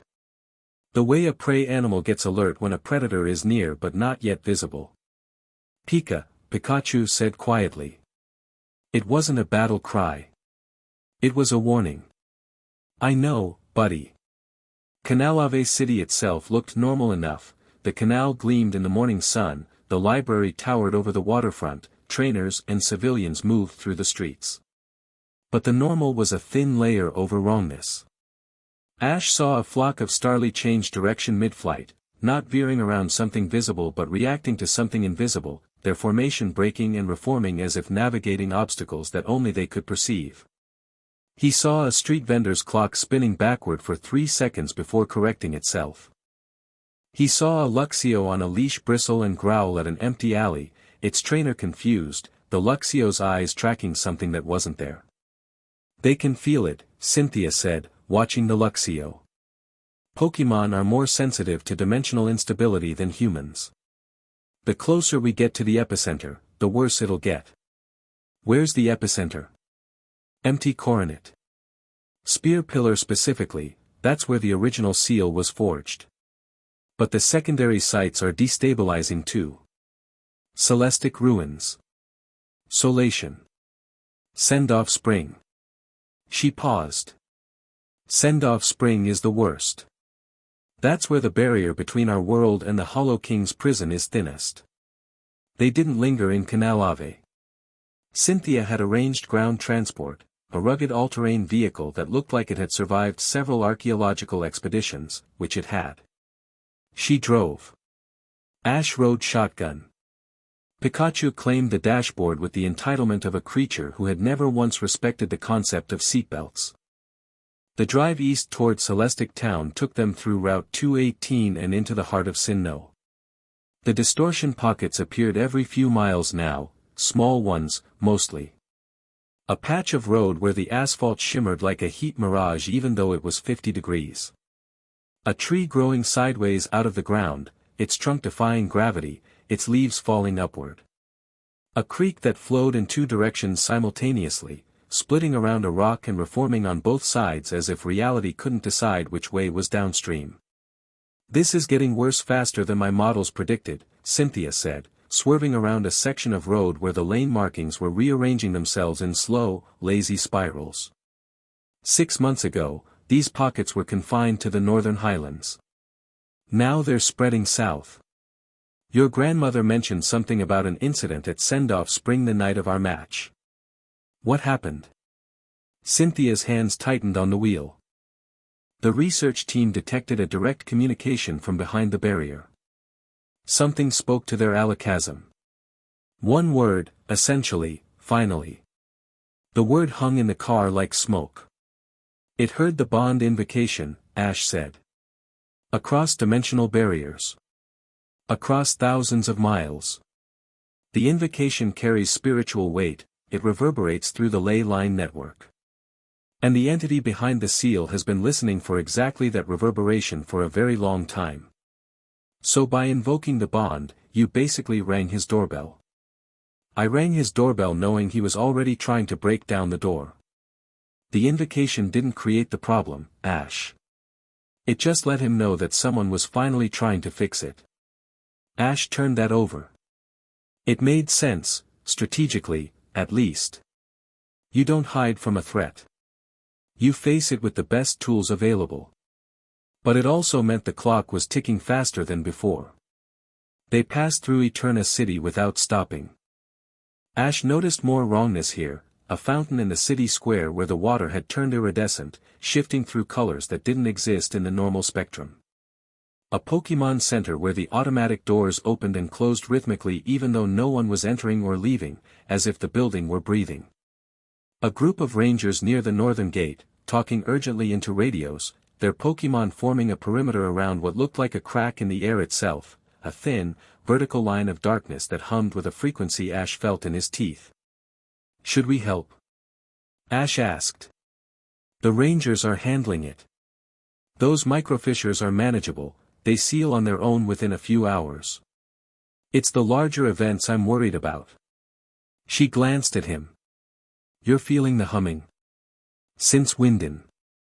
It's louder here. That's the ley line network. The seal's degradation creates resonance, like a cracked bell. The closer you are to the source, the louder the ring." She paused. "The fact that you can hear it at all confirms what I suspected about your aura capacity. Which is? You're not just sensitive. You're a conduit. Your aura naturally interfaces with the ley line network. With training, you could read the seal's integrity as easily as reading a weather report. And with the bond?" She looked at the road. "With the bond, you could do much more than read them." They drove in silence for a while after that. The landscape shifted from urban to wild, the forests thickening, the mountains rising ahead of them like the spine of the world. Empty coronet dominated the horizon, massive, ancient, cloud-wrapped. Ash had climbed it before, years ago, during the galactic crisis. It had been intimidating then. Now it felt alive in a way that made intimidating seem quaint. As they turned north toward Celestic Town, Ash spotted something that made him lean forward. "Pull over." Cynthia glanced at him, then at where he was looking, and pulled the vehicle to the shoulder without argument. 100 meters off the road, in a clearing surrounded by old-growth forest, a group of wild Pokémon had gathered. Not a normal gathering, this was wrong. A dozen species that shouldn't have been in the same space: Ursaring, Rosalia, Bronzong, Gabite, Metacam, Driflon. Predators and prey standing side by side, all facing the same direction. All staring at the same point in space. Ash got out of the car. Pikachu leaped to his shoulder, tense. Cynthia followed, her hand going instinctively to the pokeballs at her belt. The clearing was quiet. Not peaceful quiet, suppressed quiet, like the air before a thunderstorm. The wild Pokémon didn't react to Ash and Cynthia's approach. They didn't flee, didn't posture, didn't even seem to register the humans. Their attention was locked on something Ash couldn't see. He closed his eyes. Reached out with his aura. The wrongness hit him like a wall. In the center of the clearing, right where the Pokémon were staring, reality was thin. Not broken, thin, like ice over deep water. He could feel something behind it, pressing gently, testing the give. And then he felt something else. The wild Pokémon weren't afraid. They were mesmerized. Whatever was pressing against reality from the other side was broadcasting a feeling, calm, warmth, belonging. It felt like being called home. It felt like the most natural thing in the world to walk toward it, to let the thin ice crack, to fall through into whatever waited below. Ash's eyes snapped open. It's luring them. Cynthia was already moving. She knelt beside a Rosalia that had wandered to the edge of the thin spot, its eyes glazed and dreamy. The distortion is projecting emotional resonance. It's not an attack, it's an invitation. The entity is offering them peace. Can you break the effect? Not without risking harm to the Pokémon.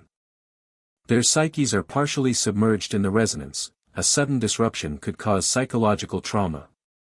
Ash looked at the gathered Pokémon. A young Gabite had gotten closer than the others, its clawed feet nearly touching the thin point. The air around it shimmered. He didn't think. He moved. 3 quick steps into the clearing, and he was between the Gabite and the thin spot. The resonance hit him full force, that siren song of warmth and welcome, wrapping around his mind like silk. For a half second, he wanted to listen. Wanted to let go. Wanted to fall. Then his aura flared. It wasn't dramatic, no pillar of blue light, no Hollywood effects. It was more like a flame brightening in wind. Ash's presence expanded outward, warm and steady and unmistakably alive, and the resonance from beyond the thin spot stuttered. Not broken, but disrupted, like a radio signal encountering interference. The Pokémon blinked.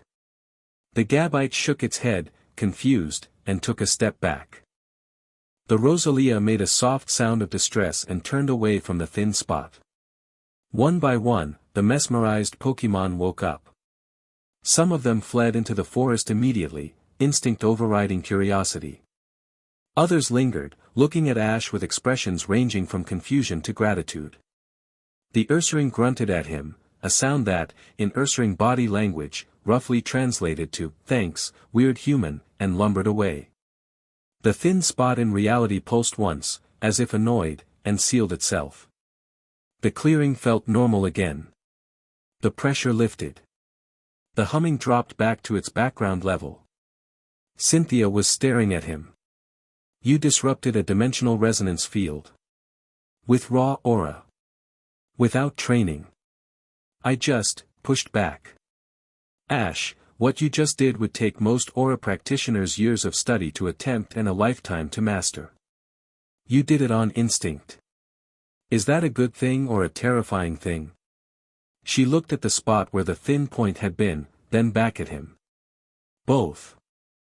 They got back in the car. Pikachu settled onto Ash's lap instead of the dashboard, pressing close, his small body warm against Ash's hands.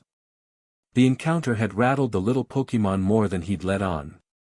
Ash scratched behind Pikachu's ears automatically, the gesture as natural as breathing after 19 years. The entity, the Hollow King, he's doing that everywhere? Ash asked as they pulled back onto the road. Not everywhere. At specific points along the ley lines where the seals are weakest. He can't break through, not yet, but he can project influence. The emotional resonance, the luring of wild Pokémon, it's not just manipulation. I think he genuinely believes he's helping them. Helping them by pulling them into a dimensional rift. Helping them by showing them a world where the barriers don't exist. Where physical and spiritual aren't separated. To the Hollow King, the seal isn't a prison, it's a mistake. He believes the world should be unified, and that the separation causes suffering. Does it? Cynthia was quiet for a moment. That's a more complicated question than you think. The separation between worlds isn't natural, it was imposed by the first champions when they sealed the Hollow King. Before that, the physical and spiritual worlds overlapped completely. Pokémon moved between states of existence fluidly.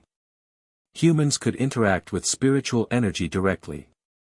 It was, by most historical accounts, extraordinary. So why did they separate them?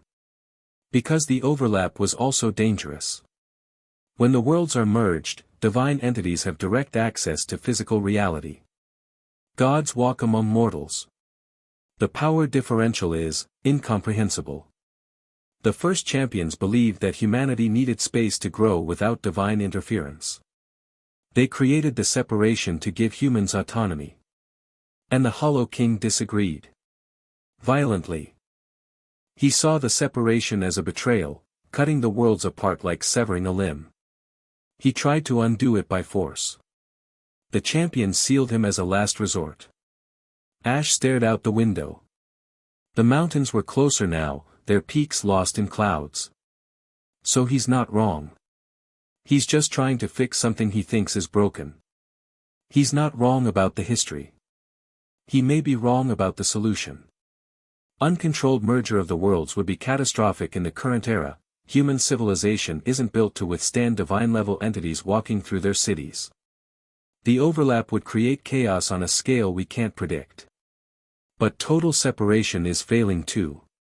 Yes. So there has to be a middle ground. She glanced at him. Something shifted in her expression, surprise, or recognition, or both. That's what I've been trying to find for 5 years. Have you? I have theories. But theories need power to implement, and power requires the bond. The road curved into the mountains, and Celestic Town appeared below them like a painting. Nestled in a valley between ancient peaks, it was small, barely more than a village, with stone buildings that had stood for centuries and a shrine at its center that had stood for millennia. The ruins on the cliff above the town glowed faintly in the afternoon light, their carved surfaces reflecting sun that shouldn't have reached them at that angle. Cynthia's grandmother was waiting for them at the town entrance. Carolina looked exactly as Ash remembered, small, silver-haired, sharp-eyed, with the kind of posture that suggested she could still outclimb anyone half her age. She wore traditional Celestic robes, deep blue with silver embroidery, and she held a wooden staff that was clearly ceremonial but looked like it could crack a skull if the situation called for it. She looked at Ash with an evaluation that made Castellin's scrutiny feel like a casual glance.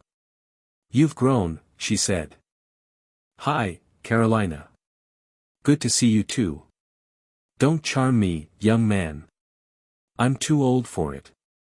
She turned to Cynthia. "Inside. Both of you. We don't have much time." "What's happened?" Cynthia asked, her voice sharpening. "Castellin arrived in Sinnoh yesterday. He set up a base of operations in Hearthome City. He has League security forces with him and some kind of technological equipment I don't recognize." Carolina's expression darkened. "And the tremors at Send-Off Spring have doubled in frequency since the invocation. Something is pushing hard from the other side." They followed her into the shrine, a structure that was part temple, part library, part living space. Ash had been inside before, briefly, years ago. He remembered the murals, ancient paintings depicting Dialga, Palkia, the creation of Sinnoh, the balance of time and space. Now he noticed things he'd missed as a child. The murals weren't just art, they were maps. Diagrams. Instructions. Carolina led them to a chamber deep in the shrine's interior, past corridors lined with texts in languages Ash couldn't read. The chamber was circular, its walls covered floor to ceiling in carvings that seemed to move in the lamplight, or maybe they actually moved, given how things were going. In the center stood a stone pedestal holding a crystal sphere the size of a grapefruit. Inside the sphere, light pulsed with the same rhythm as the humming Ash felt in his bones. "Sit," Carolina said. It wasn't a request. They sat. Carolina stood before the pedestal, her staff planted, her expression settling into something that was equal parts grandmother and general. "Cynthia has told you the surface," she said to Ash. "Now I'll tell you the depth. Stop me when you're lost." "I will." The champion's bond is not a marriage ceremony. It never was. The marriage element was added later, by generations who understood the ritual's power but had forgotten its purpose.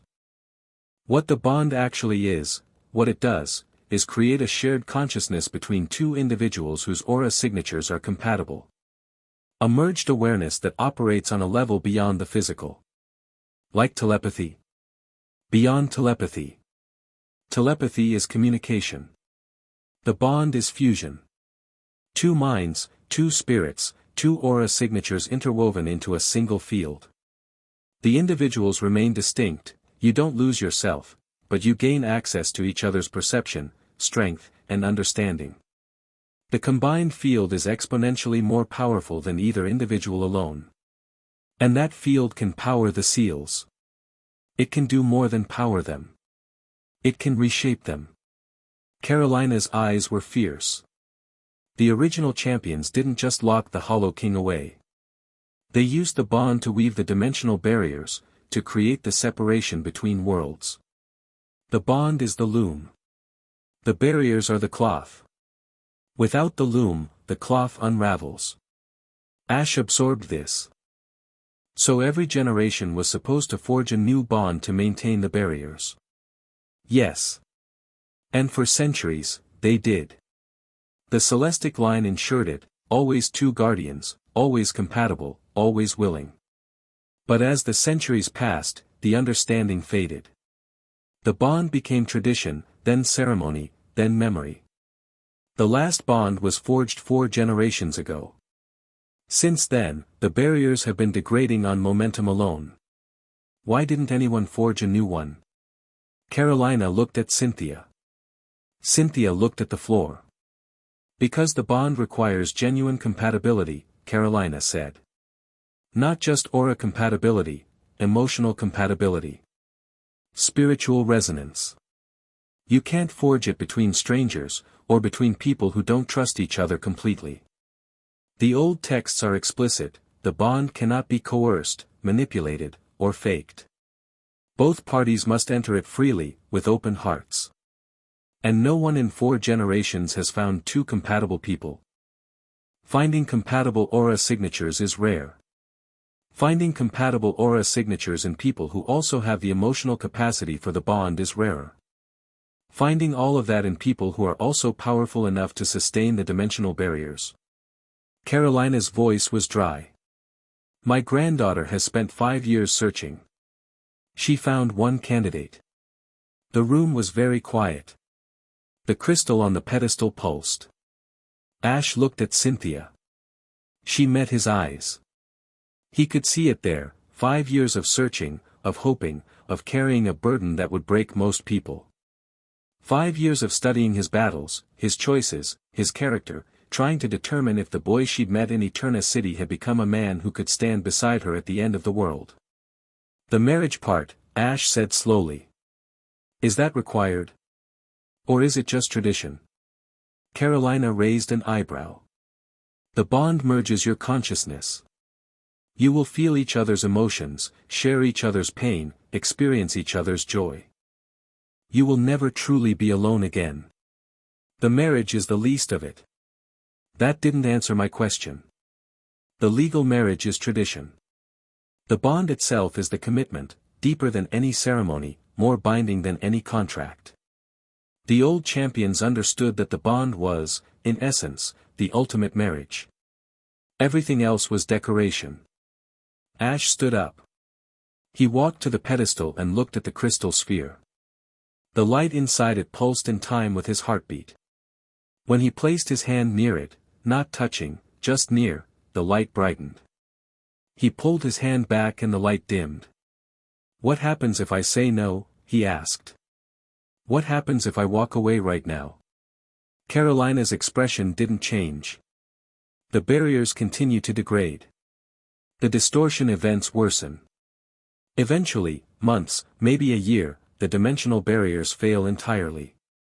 The physical and spiritual worlds merge in an uncontrolled collapse. The Hollow King walks free. And then the world changes in ways we can't predict or control. Perhaps the Hollow King is benevolent, as he claims. Perhaps the merger is beautiful, as the old texts suggest it once was. Or perhaps a divine entity with thousands of years of resentment and the power to reshape reality decides that humanity's experiment with independence is over. Carolina's voice was hard. I've studied the texts for 60 years, Ash. I don't know which outcome is more likely. I know I don't want to find out. Ash turned from the pedestal. He looked at Cynthia again.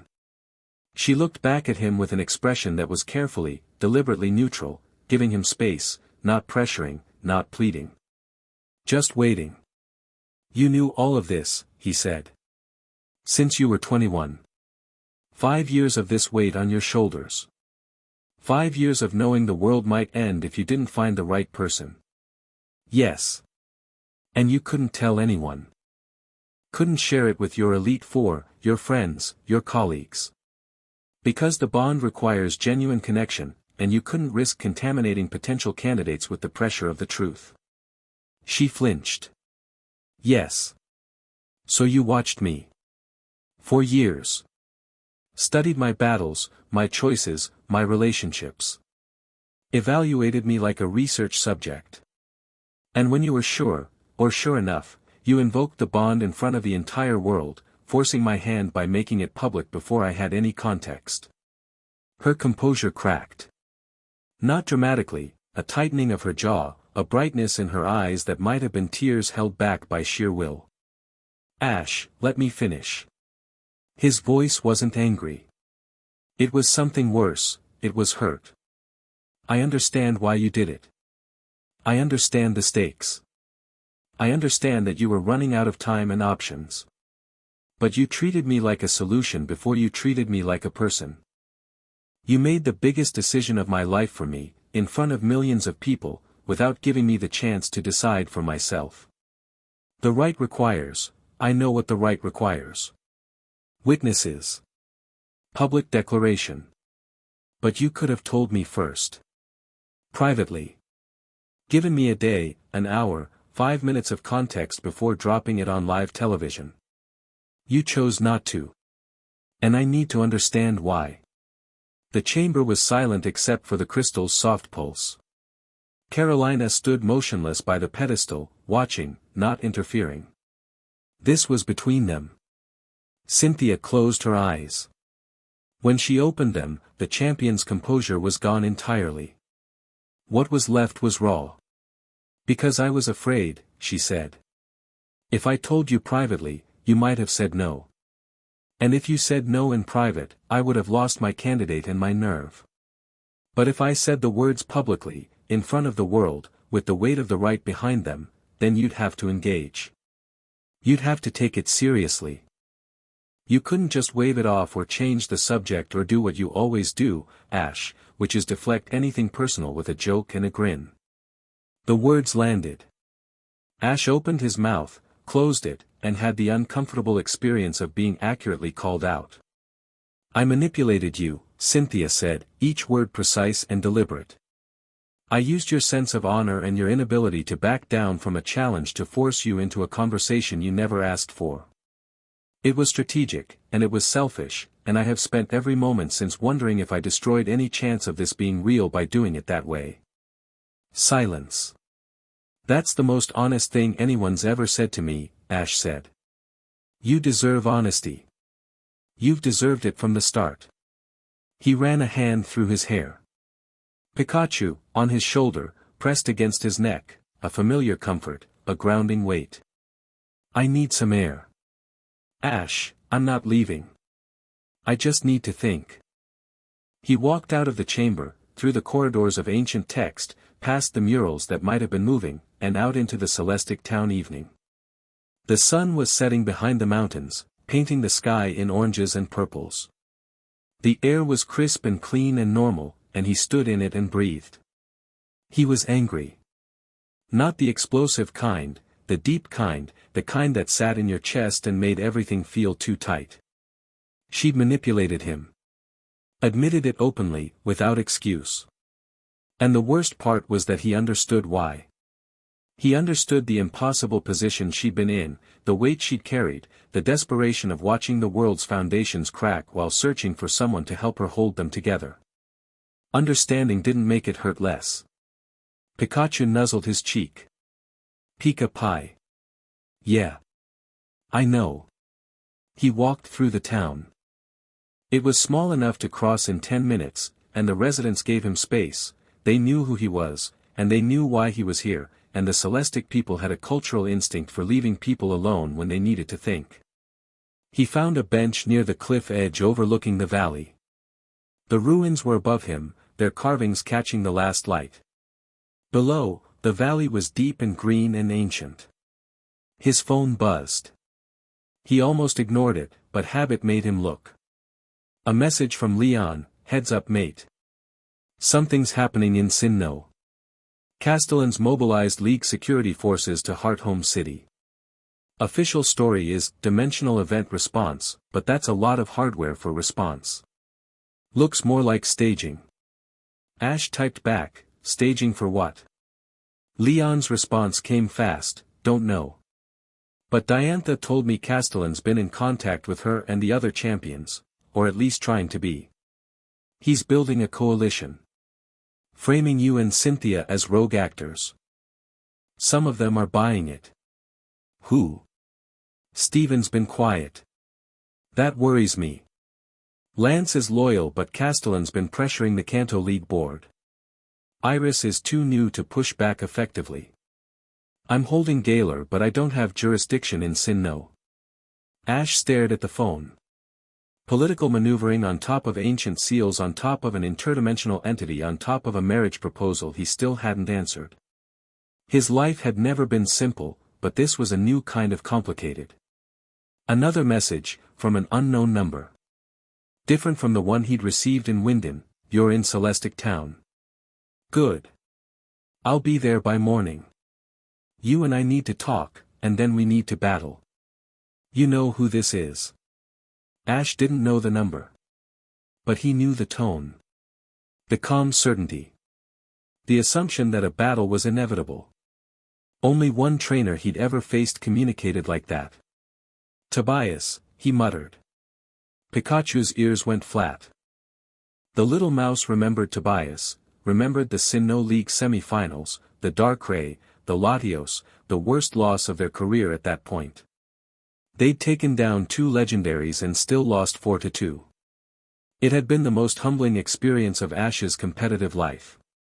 "That was a long time ago, buddy," Ash said. "We're not the same anymore." Pikachu's expression suggested that while this was true, he still wanted to thunderbolt Tobias's face on general principle. Ash pocketed his phone and sat with the evening. The sky darkened. Stars appeared. The crystal pulse from the shrine was audible even out here, a soft, rhythmic throb that matched his heartbeat. He thought about what Carolina had said. The bond merges your consciousness. You will feel each other's emotions. Never truly alone. And he thought about what Cynthia had said.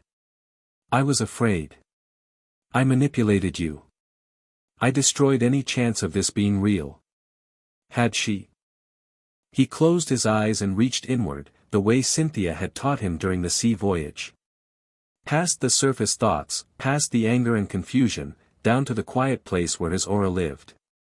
He'd been there before, in battles, in crises, in the moments where instinct took over and thinking stopped and he just acted. That place had never steered him wrong. He asked himself the question honestly, without armor, without deflection. Did he trust her? Yes. Was he angry at how she'd handled this? Yes. Did he understand why she'd done it? Yes.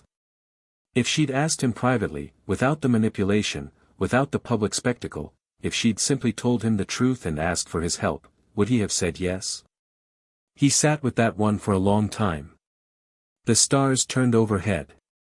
Pikachu fell asleep on his lap. Yes. He would have said yes. Because that's who he was. Because he'd never walked away from someone who needed help, and he never would, and Cynthia knew that about him because she'd spent 5 years watching him be exactly that person. She hadn't needed to manipulate him. She'd done it because she was terrified, and terrified people make mistakes. He could forgive a mistake. He opened his eyes. Stood up. Carried Pikachu back to the shrine. Found Cynthia in the library, surrounded by texts she wasn't reading, her eyes red, her composure rebuilt but fragile. "I'm still angry," he said from the doorway. She looked up. "You have every right to be. I'm going to be angry for a while. I understand." He walked into the room and sat down across from her. Close enough that their knees almost touched. "But here's the thing. If you'd come to me, just you, just honestly, no ceremony, no public spectacle, and said, 'Ash, the world is in trouble, I need your help, and the solution involves binding our souls together for life,' do you know what I would have said?" She was quiet. Waiting. "I would have said yes. Because that's what I do. I help people. I fight for people. I throw myself into impossible situations because someone has to, and I've never been able to stand by and watch." He leaned forward. "You didn't need to trick me, Cynthia. You just needed to ask." Something broke in her expression. Not dramatically, a quiet fracture, like ice cracking on a spring lake. Her eyes shone, and she pressed her lips together hard, and for a moment, the most composed woman in the Pokémon world looked like she was fighting very hard not to cry. "I'm sorry," she whispered. "I know. I should have trusted you." "Yeah. You should have." He exhaled. "But I'm here. I came to Sinnoh. I listened. I'm still listening. And I'm not walking away." She reached across the table and put her hand on his. Just that, just a touch, light and tentative, as if she expected him to pull back. He didn't. "We'll figure this out together," he said. "That's what I do." Her hand tightened on his. Her eyes were still bright, but the fragility was giving way to something stronger. "Together." "But Cynthia?" "Yes. Next time, just ask me." A sound escaped her, half laugh, half sob. "Deal." Pikachu, still asleep in Ash's lap, made a contented sound. Even unconscious, the little Pokémon could apparently sense when the emotional temperature in a room shifted from painful to hopeful. They sat like that for a while, hand on hand, surrounded by ancient texts and the soft pulse of a crystal that resonated with their combined heartbeats. It wasn't a fairy tale moment. It was messy and imperfect and bruised. But it was real. Real was enough for now. Morning came fast, and it brought Tobias with it. Ash was in the shrine's courtyard, running through aura exercises in the early light, when a shadow fell across the stones. He opened his eyes and looked up. Tobias hadn't changed much. Tall, dark-haired, with features that could have been carved from marble. He wore a traveling cloak over simple clothes, and his expression carried the same infuriating serenity it always had, the calm of a man who had never encountered a problem he couldn't solve through overwhelming force. His dark ray floated beside him like a nightmare-given form. The Dark-type legendary regarded Ash with its single visible eye, and the courtyard temperature dropped 10 degrees. Pikachu was on Ash's shoulder in an instant, cheeks sparking, every hair on end. 19 years, and the mouse still remembered the Pokémon that had swept half his team without breaking a sweat. "Ash Ketchum," Tobias said. His voice was exactly as Ash remembered, measured, almost gentle, completely certain. "Masters 8 champion. You've come a long way from the boy I defeated in Lily of the Valley. And you've come a long way from Sinnoh. What are you doing in Celestic Town?" "The same thing you're doing. Following the signs. Tobias looked up at the mountains, at the sky, at the subtle wrongness that hung over everything like a filter. The dimensional barriers are failing. I've been tracking the distortion events for 2 years. 2 years. Why? Tobias's gaze dropped back to Ash. Because I have Darkrai. And Latios. And others. Legendary Pokémon are tied to the fabric of reality in ways that normal Pokémon aren't. When the barriers destabilize, they feel it. Darkrai has been having nightmares, real ones, not the kind it inflicts. Dreams of something vast and patient pressing against the walls of the world. As if in confirmation, Darkrai made a sound, low, vibrating, unsettling. Not aggressive. Afraid. I heard about the bond invocation, Tobias continued. The entire world heard about it. And I came here because if Cynthia Sharona, the most careful woman alive, felt desperate enough to invoke an ancient rite on global television, then the situation is worse than my worst projections. It is. Then we have a problem. Tobias crossed his arms. The bond is the solution to the seal degradation. I've done enough research to understand that. But the bond also makes its bearers the most powerful individuals on the planet.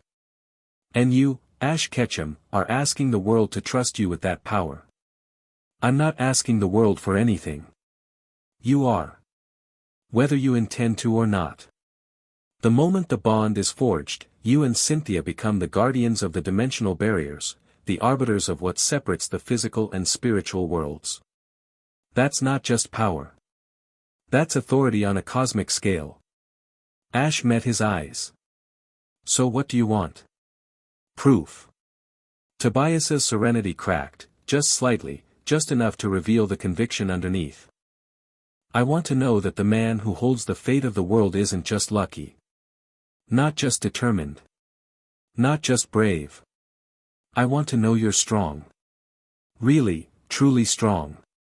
Strong enough to look at God in the eye and not blink. You want to battle me. I want to test you. Full 6-on-6. No restrictions. Everything we have. Tobias glanced at Pikachu. Your mouse took down my Darkrai and my Latios when you were a child. I've had years to prepare since then. So have you. Let's see who's grown more. The challenge hung in the air like thunder before lightning. Ash felt his blood quicken, that old, familiar fire, the part of him that came alive when someone looked him in the eye and said fight me. Where? He asked. Tobias smiled, the first genuine expression Ash had seen on his face. It transformed him from a marble statue into something almost human. The Celestic Ruins. Above the town. The murals can watch. They climbed. The Celestic Ruins sat on the cliff above the town, an ancient amphitheater carved from living rock, its walls covered in murals depicting the creation of Sinnoh. The floor was flat stone, weathered smooth by millennia, wide enough for a full battlefield. The morning sun caught the carved images and made them glow, Dialga and Palkia facing each other, Arceus above them all, and between them, tiny human figures with hands joined. The bond. Depicted in stone, thousands of years old. Cynthia and Carolina stood at the amphitheater's edge. Cynthia had tried to talk Ash out of this. Tobias isn't here to play, Ash.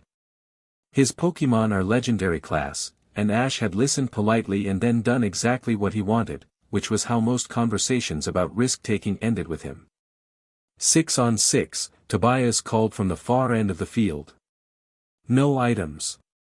No switching. We fight until one side has nothing left. Fine by me.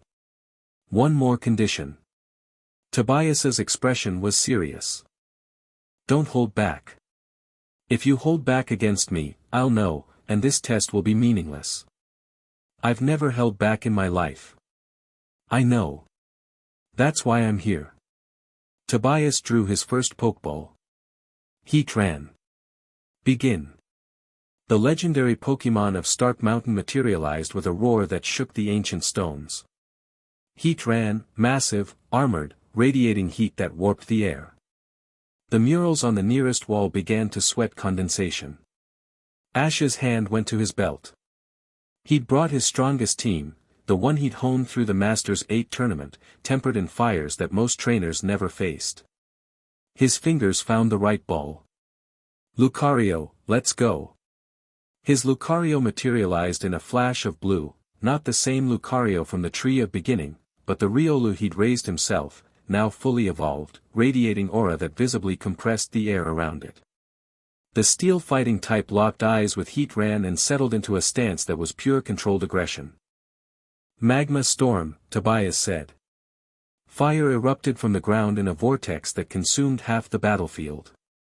Not aimed at Lucario, aimed at everything. Heatran didn't do precision. Heatran did annihilation. Aura sphere, cut through. Ash commanded. Lucario's palms came together, and the sphere that formed between them was different from a normal aura sphere. It was denser, brighter, resonating with a frequency that matched the ley lines thrumming beneath the ruins. Lucario fired it straight into the magma storm center, and the sphere didn't dissipate, it drilled through, parting the fire like a knife through silk, and struck Heatran in the chest. The legendary staggered. Tobias's eyes narrowed. The exchange set the tone. This wasn't going to be a clean fight. Lucario and Heatran traded blows for 3 brutal minutes. The ancient amphitheater shook with each impact. Carvings that had survived millennia cracked under the pressure waves. Heatran fought like a natural disaster, overwhelming, relentless, burning. Lucario fought like a blade, precise, adaptive, finding the gaps in Heatran's defenses and exploiting them with surgical aura spheres and close combats that made the legendary's armor ring like a bell. Lucario went down first, but not before landing an aura sphere at point-blank range that left Heatran reeling, one leg buckling, its armor cracked along the chest plate. Lucario is unable to continue, Carolina declared. She'd taken the referee's position without being asked, and neither trainer was going to argue with a woman who could stare down gods. Tobias recalled Heatran. Impressive. Your Lucario's aura output rivals Pokemon twice its age. But we're just starting. Ash recalled Lucario with a quiet thanks and drew his next choice. Gengar, you're up. The ghost materialized with its trademark grin, all teeth and malice, hovering above the field like a purple stain on reality. Gengar had always been Ash's wildcard, unpredictable even by ghost-type standards. Tobias's second Pokeball opened, and the air turned heavy. Togekiss appeared. Not the fluffy, cheerful Togekiss that most trainers knew, this one radiated grace and power in equal measure, its wings spread wide, its eyes ancient and knowing. A Togekiss raised by a trainer who dealt exclusively in creatures of extraordinary power. Air slash, Tobias said. Shadow Ball. The projectiles met midfield and detonated, sending shockwaves across the amphitheater. Gengar cackled and dove through the explosion, going for a sucker punch. Togekiss rolled, impossibly graceful for its size, and caught Gengar with a dazzling gleam that lit up the ruins like a second sunrise. Gengar shrieked, recoiled, but recovered, shadow ball after shadow ball, a barrage that filled the air with dark energy. Togekiss weaved through most of them, but Gengar wasn't aiming to hit. It was aiming to herd. Each miss pushed Togekiss closer to the amphitheater wall, restricting its aerial advantage. Gengar, now. Destiny Bond. Gengar's eyes blazed purple. The ghost locked its fate to Togekiss's, if one fell, both fell. Tobias recognized the trap instantly. Togekiss, disengage. Height advantage, go. But Gengar was already moving, closing the distance, grinning that terrible grin. It didn't need to win the exchange. It just needed to make Togekiss choose, knock Gengar out and fall to Destiny Bond, or retreat and give up the momentum. Tobias chose retreat. Togekiss soared upward, out of Gengar's range. But the ghost had bought time, and time was Ash's weapon. Sludge Bomb, full spread. Gengar vomited poison across the entire upper airspace, turning the sky above the battlefield into a toxic minefield. Togekiss banked hard, clipped a sludge bomb, and the poison took hold. Not fatal, but debilitating. The fairy type's movement slowed, its pristine feathers staining purple. Air slash, Tobias commanded, his voice tighter now. End it. The blade of compressed air caught Gengar full in the face. The ghost went down hard, phasing through the stone floor and then reappearing on the surface, eyes spiraling, grin finally faded. Gengar is unable to continue. But Togekiss was poisoned and hurt. Ash's strategy was clear, each of his Pokémon was taking a piece of Tobias's team with them, chipping away at the legendary trainer's resources through attrition and sacrifice. Tobias saw it too. You're trading. Piece for piece.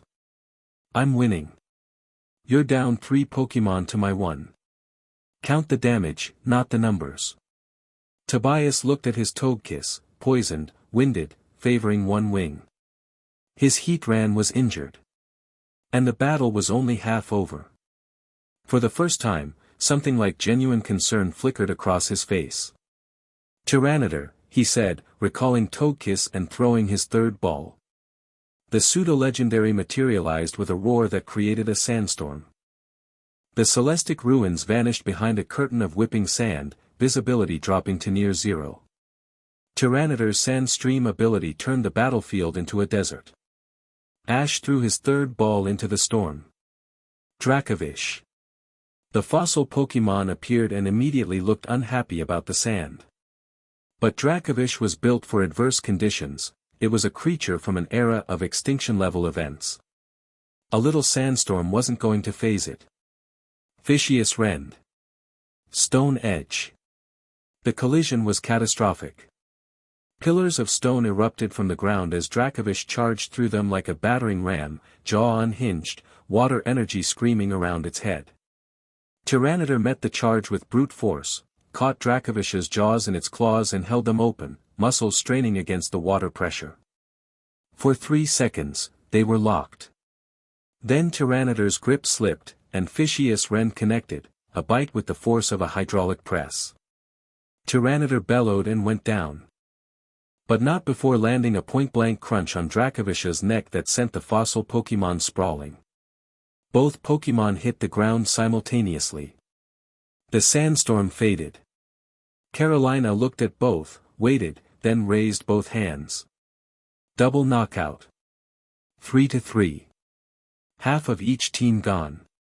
The amphitheater was a wreck, craters, scorch marks, poison residue, sand drifts. The ancient murals were cracked but still watching. Tobias looked across the field at Ash.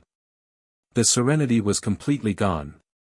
In its place was something fierce and alive, the look of a fighter who'd been sleepwalking through his career and had suddenly woken up. Lucario, Tobias said. My Lucario.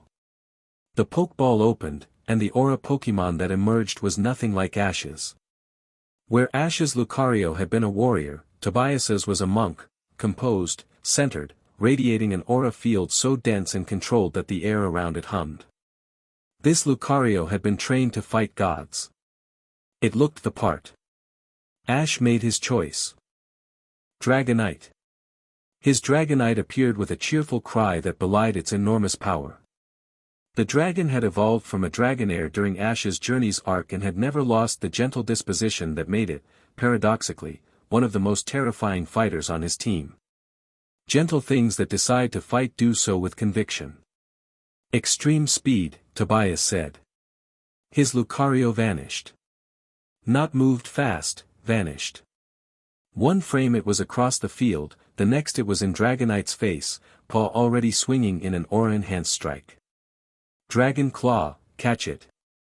Dragonite's claws ignited with draconic energy and swept forward, meeting Lucario's palm strike with a crack that sent shockwaves rippling through the amphitheater.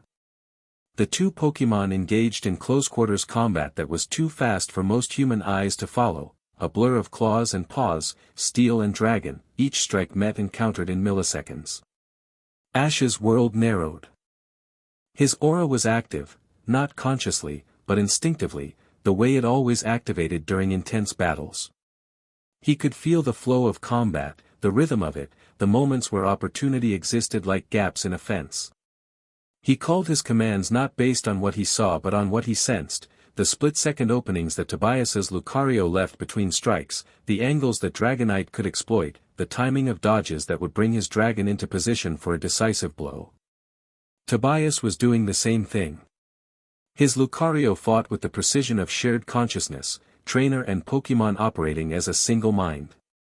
Every command was anticipated, every adjustment seamless.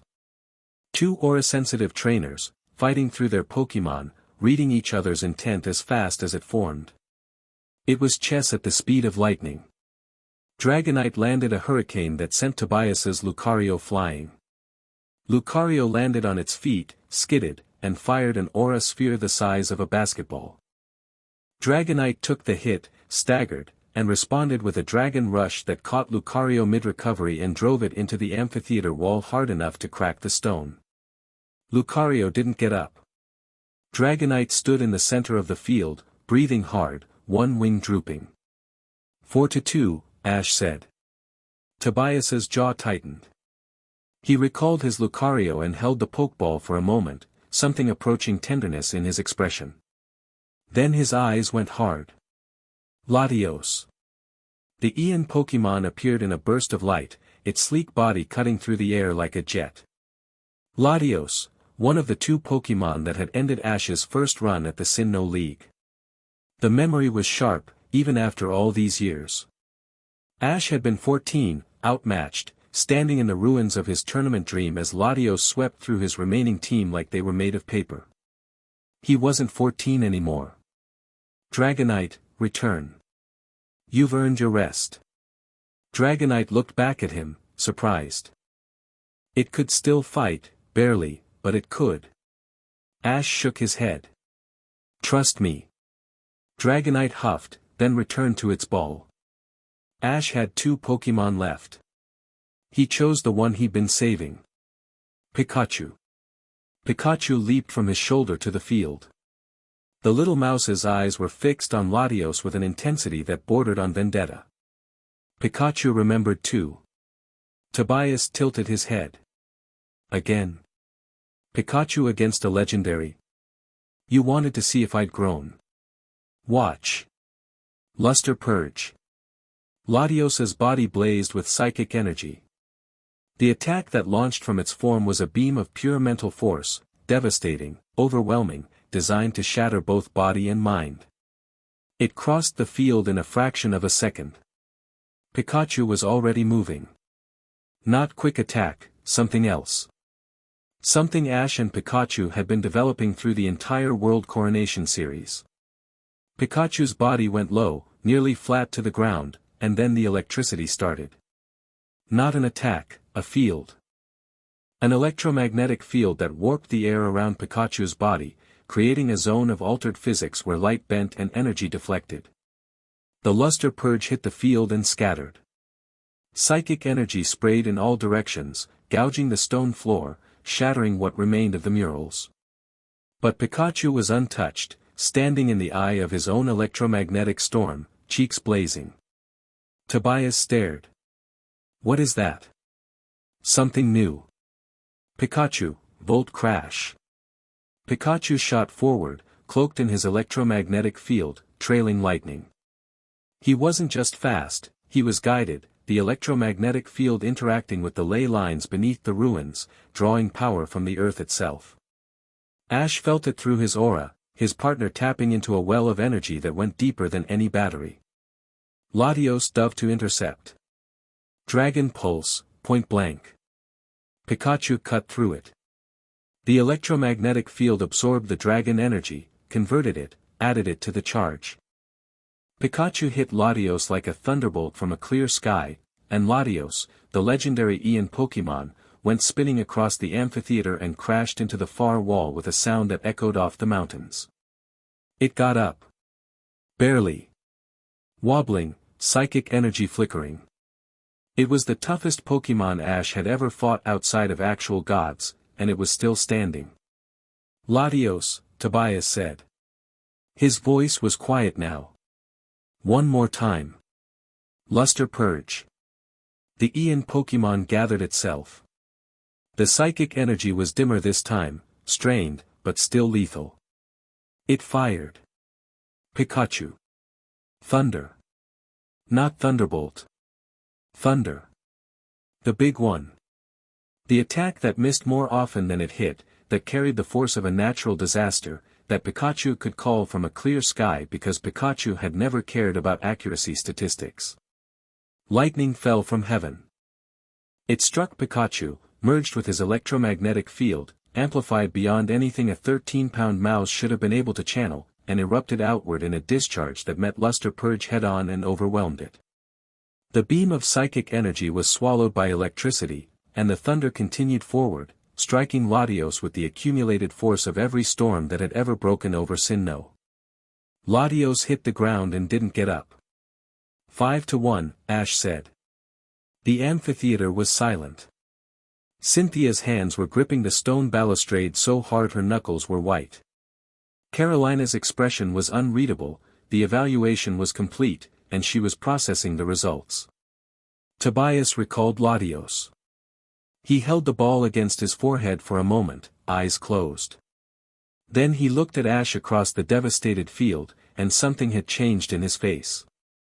The serenity was back, but it was different now, not the calm of superiority, but the calm of acceptance.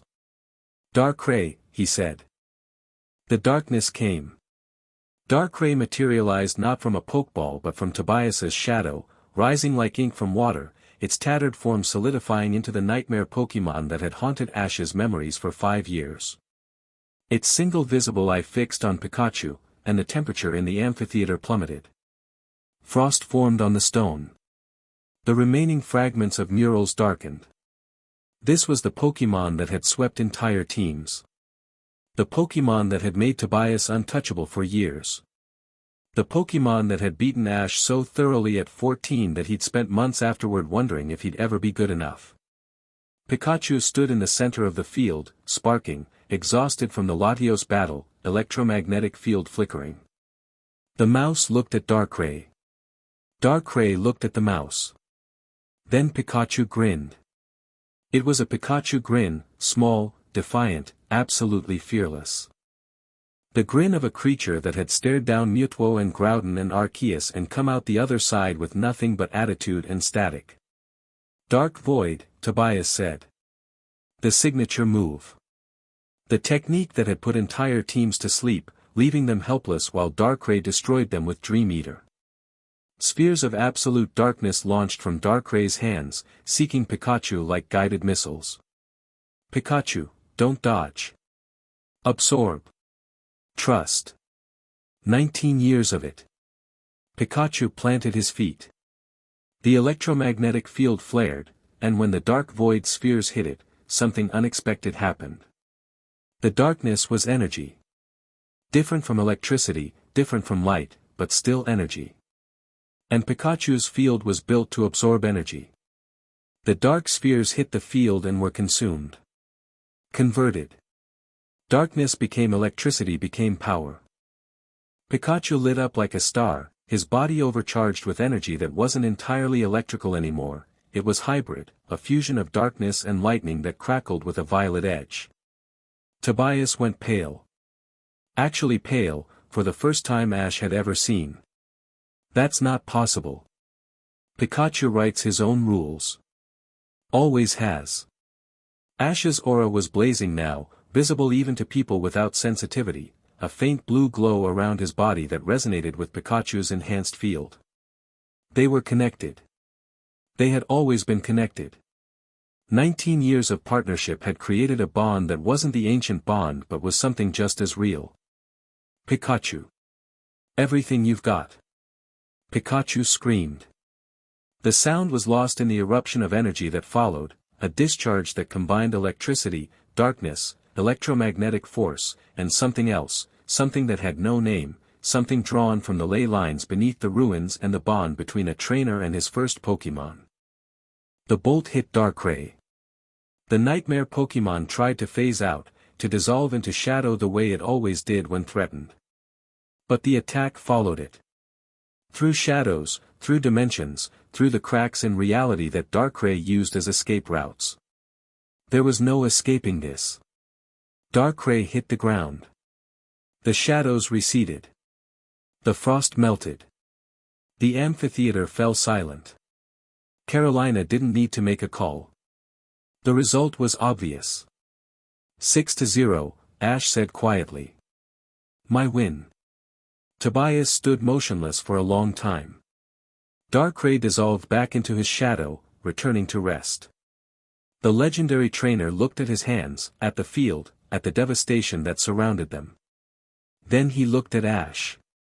In the Sinnoh League, Tobias said, I defeated you because you were talented but unfinished. Raw power without refinement. Instinct without understanding. He paused. You are not unfinished anymore. He walked across the field. Stopped in front of Ash. Extended his hand. Ash took it. The handshake was firm, honest, between equals. I came here to test you, Tobias said. To see if you were worthy of the bond, worthy of guarding the barriers, worthy of the power that comes with it. Do you want to know the result? Sure. Tobias's grip tightened. His eyes were intense but no longer adversarial. You're not just worthy. You're the best I've ever faced. And I've faced things that would make most champions weep. That's, thanks, Tobias. Don't thank me. Prove me right. He released Ash's hand and stepped back. The dimensional barriers are failing. The entity behind the seal is waking. And Director Castellin is in Hearthome City right now with technology derived from the Red Chain, Team Galactic's leash for gods. Ash's blood went cold. How do you know about that? Because I've been investigating Castellin for a year. His Advanced Dimensional Research Division has been experimenting with synthetic dimensional binding, trying to create an artificial alternative to the bond. The project is called the Regulator. Cynthia moved forward, her expression sharp. The red chain was designed to control Dialga and Palkia. Using that technology on the dimensional barriers themselves, would be catastrophic. Yes. The red chain works by suppressing spiritual energy, forcing divine entities into compliance. Applied to the barriers, it wouldn't just reinforce the seal. It would sever the connection between the physical and spiritual worlds entirely. Ash looked at Cynthia. She looked back at him. The same thought crossed both their minds. No more legendary Pokemon, Ash said. No more Mega Evolution. No more Z-moves or Dynamax. No more Aura, Cynthia added. No more bond. No more anything that connects our world to the spiritual dimension. Tobias nodded. Castellin sees this as a feature, not a bug. A world without divine interference. A world where human institutions, his institutions, are the highest authority. He told me himself that the bond threatens his system, Ash said. Two people operating outside institutional control. He sees us as a power grab. He sees everything as a power grab. That's his lens.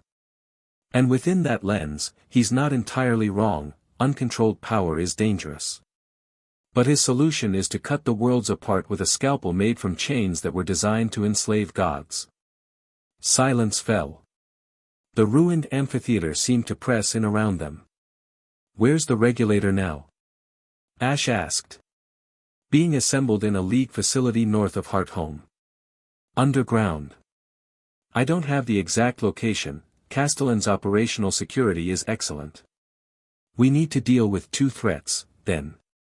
The Hollow King from below, and Castellin from above. Ash looked at the cracked murals, at the ancient depiction of the bond, at the tiny human figures with hands joined. And we need the bond to handle the first one. Then forge it, Tobias said. I'll deal with Castellin. You. I have Darkrai. I have Latios. I have 4 other Pokemon that can level a city block. And I have something Castellin doesn't. I don't answer to any institution, any region, any league. I am, by his own definition, an uncontrolled variable. Tobias's smile was thin and sharp. Let me be useful. Ash looked at Cynthia. She looked back. We need more allies, she said. Leon, Diantha, Lance, they need to know what's happening. What Castellin is building. Leon already suspects, Ash said. He messaged me yesterday. Said Castellin's been building a coalition, framing us as rogue actors. Then we need to build a counter-coalition. Fast. Cynthia turned to Carolina. Grandmother, can you activate the Celestic network? The temple guardians across Sinnoh, they need to be warned. Carolina nodded. I'll have word sent by nightfall. But Cynthia, the bond. It needs to be forged soon. The barriers won't hold much longer. I know. We'll do it at Spear Pillar. That's where the original seal was created. It's where the bond will be strongest. That's also where the barrier is weakest, Tobias said. The entity will try to stop you. Then I'll fight my way through. Ash said it simply, the way he said everything, without bravado, without hesitation.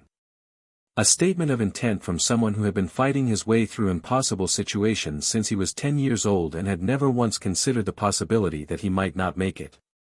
Pikachu, battered and exhausted from the battle, climbed back onto his shoulder. The mouse's ears were drooping and his fur was singed and he looked like he needed a week at a Pokemon Center. Pika, he said. Yeah, buddy. We're going. The sun climbed higher over Celestic Town.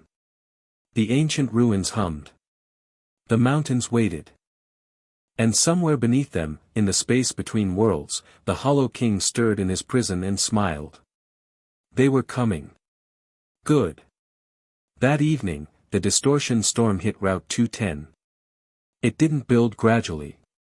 One moment, the route was a mountain path winding through fog-draped forest. The next, reality cracked open like an egg, and what poured out was chaos. Ash felt it before the reports came in, a spike of wrongness that hit his aura like a slap, making his vision blur and his balance falter. Pikachu shrieked on his shoulder.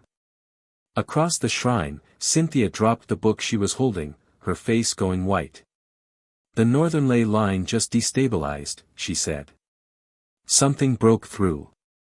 Carolina's ancient communication crystal, a relic of the shrine, older than any technology, blazed with emergency signals.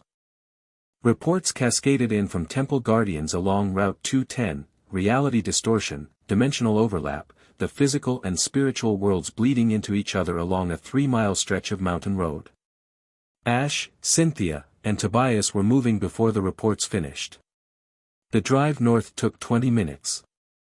They would have made it in 15, but the distortion was spreading, patches of road where the asphalt had been replaced by stone from another era, or glass from a dimension where physics worked differently, or nothing at all, just gaps in the ground that showed stars beneath the earth. They abandoned the vehicle 2 miles from the epicenter and went on foot. Pikachu was resting in a pokeball. The only time Ash ever put him in one was when the situation was too dangerous for a 13-pound mouse on his shoulder. Garchomp walked beside Cynthia, the dragon's eyes glowing in the distortion-lit darkness. Darkrai floated behind Tobias, a shadow among shadows. The distortion storm was visible from a mile away. It looked like a wound in the sky, a vertical tear in the air, maybe 50 feet tall, edges crackling with energy that wasn't quite light and wasn't quite darkness. Through the tear, Ash could see something. Not clearly, not in detail, but impressions, vast spaces, impossible geometries, colors that his eyes couldn't process and his brain interpreted as pain. The air around the tear was wrong. Gravity shifted direction every few steps, forcing them to brace against sudden sideways pulls. Time stuttered. Ash would take a step and find himself 3 steps ahead, or turn his head and watch the motion smear like a slow shutter speed. Sound echoed before it was made. Shadows moved independently of their sources. Wild Pokemon were fleeing the area in waves, Bibarel, Mach-Hoke, Chingling, all of them panicked, running blindly. Some were injured by the distortion effects, a Ponyta with one leg in a different temporal state, moving at a different speed than the rest of its body, causing it to stumble and cry in confusion. Cynthia, help that Ponyta, Ash said. Tobias, establish a perimeter, nothing gets closer to the tear, especially not wild Pokemon. I'm going in. Tobias caught his arm. Going in where? Into the tear. Close to it. I can feel something in there. Something trying to communicate. That something is the reason the tear exists. It could be a trap. It could be. I'll find out. Tobias held his gaze for a beat, then released him. If you're not back in 10 minutes, I'm coming in after you. Ash moved toward the tear. Each step brought stronger distortion, his body flickered, his edges blurring as the boundary between dimensions thinned. His aura flared instinctively, wrapping around him like a second skin, maintaining his coherence against the forces trying to smear him across realities. 20 feet from the tear, he stopped. He could feel the presence on the other side, vast, ancient, patient. It pressed against the wound in reality like a face pressing against glass, trying to see through, trying to be seen. I know you're there, Ash said. His voice sounded strange in the distorted air, layered, echoing, as if multiple versions of him were speaking simultaneously. I can feel you. So talk. For a moment, nothing. Then the tear widened slightly, and a figure appeared in the gap between worlds. Not a monster. Not a demon. A figure of fractured light and shadow, tall and regal, wearing the ghostly impression of robes and a crown. Its face was almost human, noble features, deep eyes that held millennia of patience and something that might have been sorrow. It flickered like a damaged hologram, present and absent at once. The Hollow King. You are the one she chose, the entity said. Its voice was strange, not heard with the ears but felt in the bones, in the aura, in the part of consciousness that predated language. The boy who walks with legends. The heart that burns without consuming. And you're the one behind the door. The guardian who became a prisoner. Something like surprise crossed the Hollow King's fractured features. You know my story. Enough of it. You wanted to keep the worlds together. The champions disagreed. They sealed you away. They severed the bond between worlds. Cut the fabric of existence in two and called it freedom. The entity's voice carried weight, not anger, but grief. Imagine, young one. Imagine a world where the physical and spiritual are one. Where every living thing can touch the divine. Where Pokemon exist in their fullest state, not fragments of spiritual beings compressed into physical forms, but whole. Complete. Free. The images washed through Ash's mind. He saw it, a world of impossible beauty, where Pokemon shimmered with spiritual light, where the boundaries between species and types dissolved into pure energy, where humans walked alongside beings that were simultaneously physical and transcendent. It was breathtaking. It was also terrifying. In the vision, the divine entities were everywhere. Their power was absolute. And the humans, the tiny, fragile humans, were dependent on divine goodwill for everything. Free to experience wonder, but not free to grow. Not free to make their own mistakes, build their own societies, find their own way. I see the beauty, Ash said. I also see the cage. The Hollow King's expression shifted. You see a cage. A beautiful cage is still a cage. If humans can't exist without the divine holding their hands, they're not free. They're pets. That is what the champions believed. And so they tore the worlds apart, imprisoned me for disagreeing, and gave humanity its precious independence. The entity's voice hardened. Tell me, young one, has that independence served them well? Your kind has nearly destroyed yourselves and your world a dozen times over. Your institutions are run by men like Castellin, who fear what they cannot control. You have built a civilization on the severed stump of something beautiful and called it progress. Ash had no easy answer for that. The entity wasn't entirely wrong. Humanity had done terrible things with its independence: Team Rocket, Team Galactic, Team Plasma, every organization that had tried to bend legendary Pokémon to human will. The separation between worlds hadn't prevented suffering. It had just changed its shape. But it had also allowed something else. Growth. Choice. The freedom to be kind, not because a god required it, but because a person chose it. You might be right about some of that, Ash said. But you've been in prison for thousands of years. You're seeing humanity through the lens of your anger. And anger distorts everything. The Hollow King studied him. The fractured light of its form shifted, brightening and dimming in pulses that matched Ash's heartbeat. The bond is a chain, the entity said. The champions forged it to keep me imprisoned. If you accept it, you become my jailer. Is that what you want? To spend your life maintaining a wall between worlds that should never have been built? I don't know yet.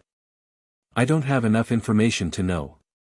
What I do know is that right now, the barriers are failing, and the result is chaos, wild Pokémon being lured into dimensional rifts, reality distortions threatening communities, time and space breaking down.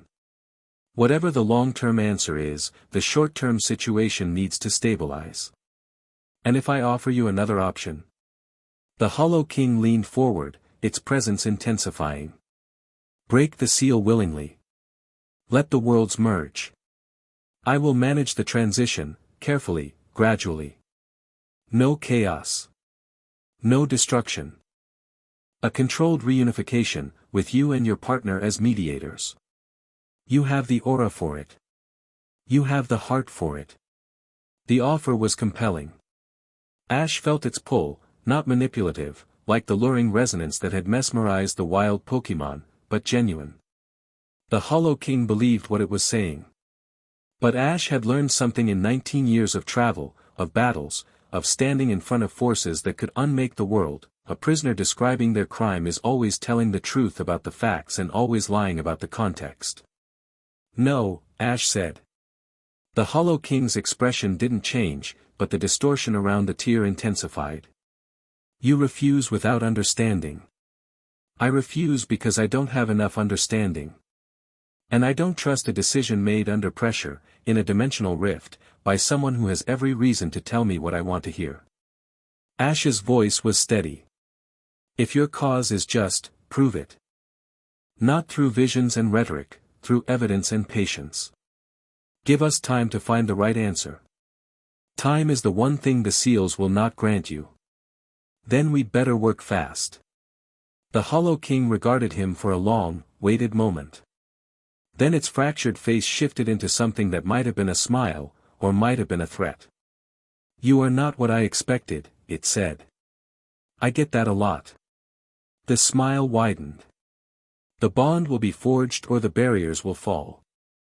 Those are the only paths, young one, whatever you believe. But I find myself curious. About you.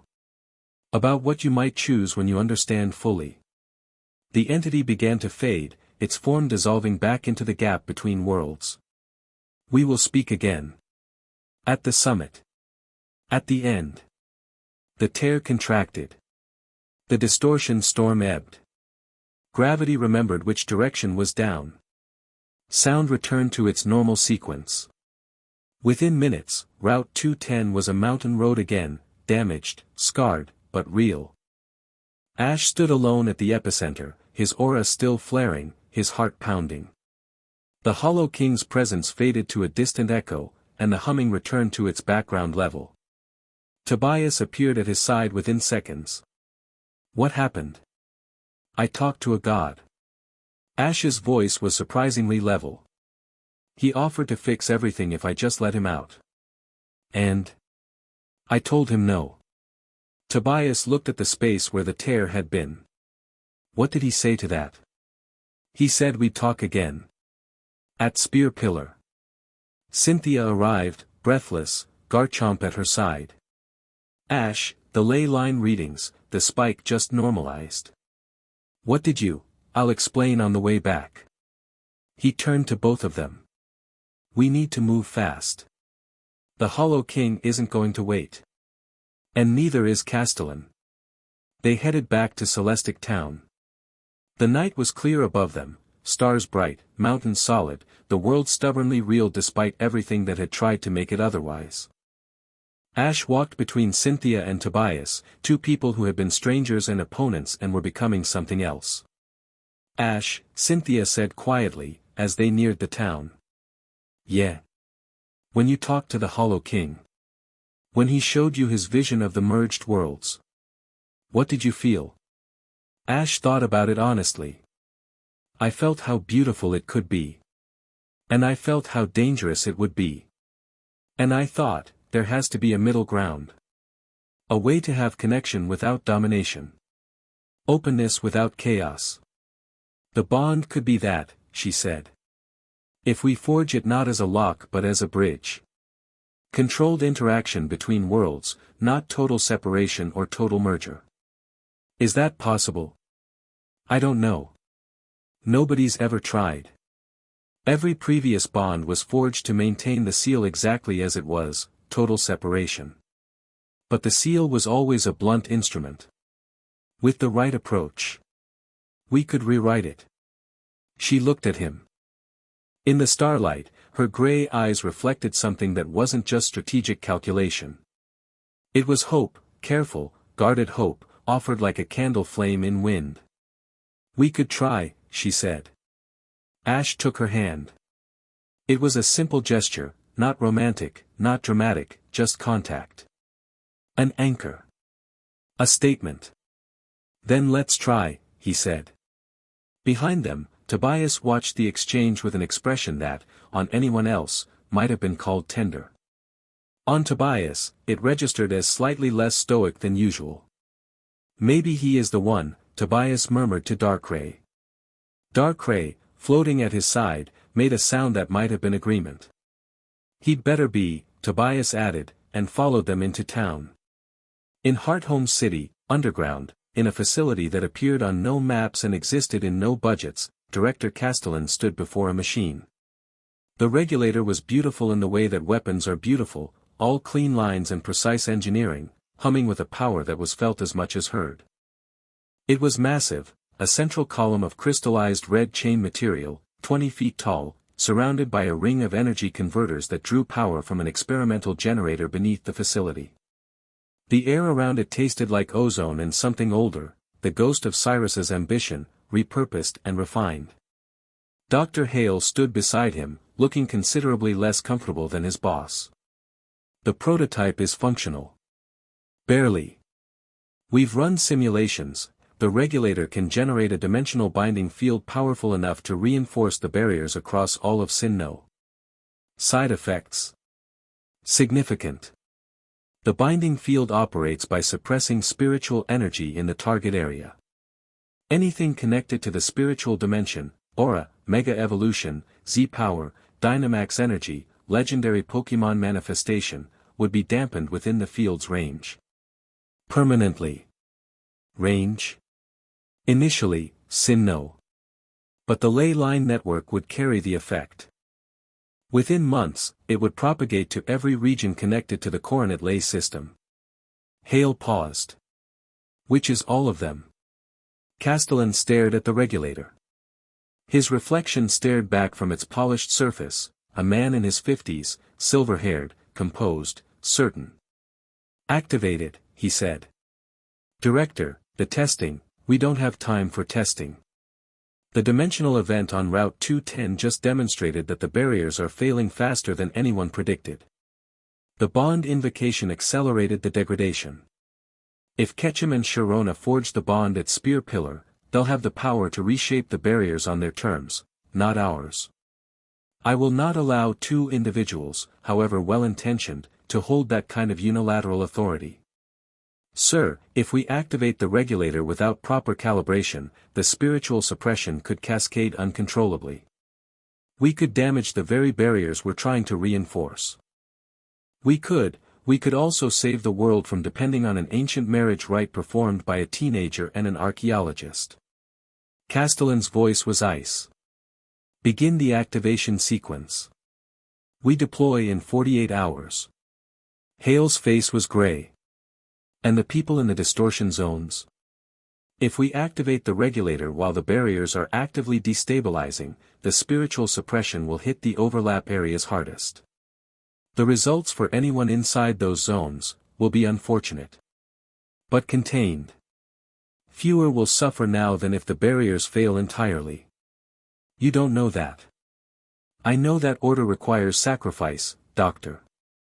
I know that institutions endure where individuals fail. And I know that the alternative is trusting the fate of the world to a boy who talks to his Pikachu and a woman who thinks ancient rituals are better than modern science. Castellin turned from the machine and walked toward the exit. At the door, he paused. Begin the sequence. And Werner? Yes. If you contact Ketchum or Sharona, or anyone associated with them, I will end your career so thoroughly that history will forget you existed. The door closed behind him. Dr. Hale stood alone with the regulator, its hum filling the underground chamber like a heartbeat. He looked at the machine. He looked at his phone. He looked at his hands. Then he began the activation sequence, because he was afraid, and afraid people make mistakes. The regulator hummed louder. Beneath Hearthome City, the earth trembled. And in the space between worlds, the Hollow King felt the new threat, the cold touch of chains being forged, chains that would sever what the bond was meant to bridge. The game was changing. The pieces were moving. And the summit of M. Coronet waited, patient as always, for the storm that was coming. Chapter 3, Crown and Covenant. The world woke up to sirens. Not the electronic kind, the old kind. The deep, resonant horns built into the foundations of every major Sinnoh city, installed centuries ago by the Celestic clan for one purpose, to warn the population that the barriers between worlds were failing. Most Sinnoh residents had never heard them. Most didn't even know they existed. The horns had been silent for so long that they'd become architectural footnotes, mistaken for ventilation systems or decorative stonework. They weren't silent anymore. Ash was jolted awake at 4 a.m. by a sound that vibrated through the walls of the Celestic shrine like a living thing, low, mournful, enormous, as if the mountains themselves were screaming. Pikachu was off the bed and sparking before Ash's feet hit the floor. The shrine's ancient stones were trembling, dust sifting from cracks in the ceiling, the crystal on the pedestal in the inner chamber blazing with light visible even through 3 walls. He found Cynthia in the main hall. She was already dressed, already armed with her full team, already on her communication device. Carolina stood beside her, staff in hand, looking like a woman who had spent 60 years preparing for this exact morning and was furious that it had finally arrived. "What's happening?" Ash asked. Cynthia lowered her device. Her face was controlled, but her eyes were wild. "Send off spring. The seal broke. 20 minutes ago, a full-dimensional breach. The Hollow King's prison is open." The words hit Ash like a physical blow. He'd known it was coming. They all had. But knowing and experiencing were different animals entirely. How bad? Bad. The breach is expanding along the northern ley lines. Hearthome City is partially engulfed, a distortion zone covering roughly 40% of the urban area. Reality overlap. Buildings existing in 2 states simultaneously. Time dilation. Spatial folding. People are trapped inside. She paused, and the pause was worse than the words. The Hollow King has manifested. Fully. He's at Spear Pillar. Already. He's not attacking. He's building. The reports describe it as restructuring, the physical and spiritual worlds merging at the summit, spreading outward. Controlled, deliberate. He's doing exactly what he told you he'd do. A controlled reunification. Except it's not controlled for the people caught inside it. 3 rangers are missing in the Hearthome distortion zone. The Pokemon Center's emergency systems are offline, the spiritual energy overlap is frying electronics. We have unconfirmed reports of wild Pokemon in the zone undergoing spontaneous transformations, not evolution, something else.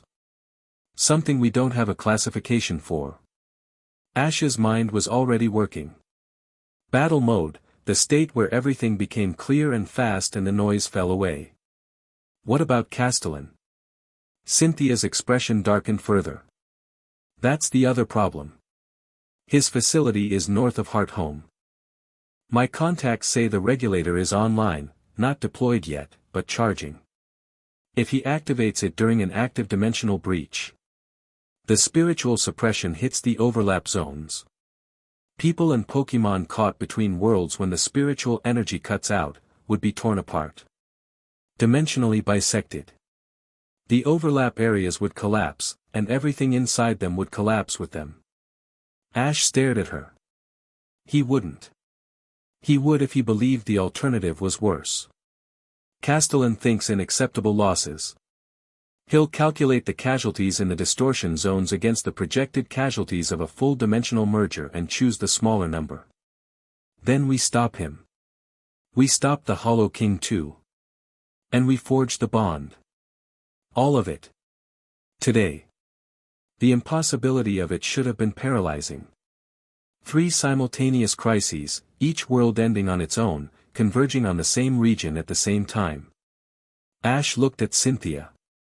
She looked back. And in that exchange, wordless, instant, they made their plan. We can't do all 3 alone, Ash said. No. We split up. The word split felt wrong in a way that went beyond strategy. They'd spent 4 days on a ship and 3 days in Celestic Town building something fragile and real between them, and the idea of separating now, at the critical moment, went against every instinct Ash had. But instinct wasn't strategy.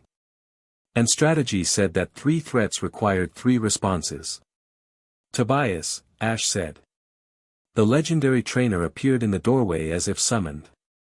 He'd been awake too. Darkrai didn't sleep, which meant Tobias rarely did either. His cloak was already clasped, his team already on his belt. He looked at Ash with an expression that said he'd heard everything and was already ahead of the conversation. Hearthome, Tobias said. I'll handle the distortion zone.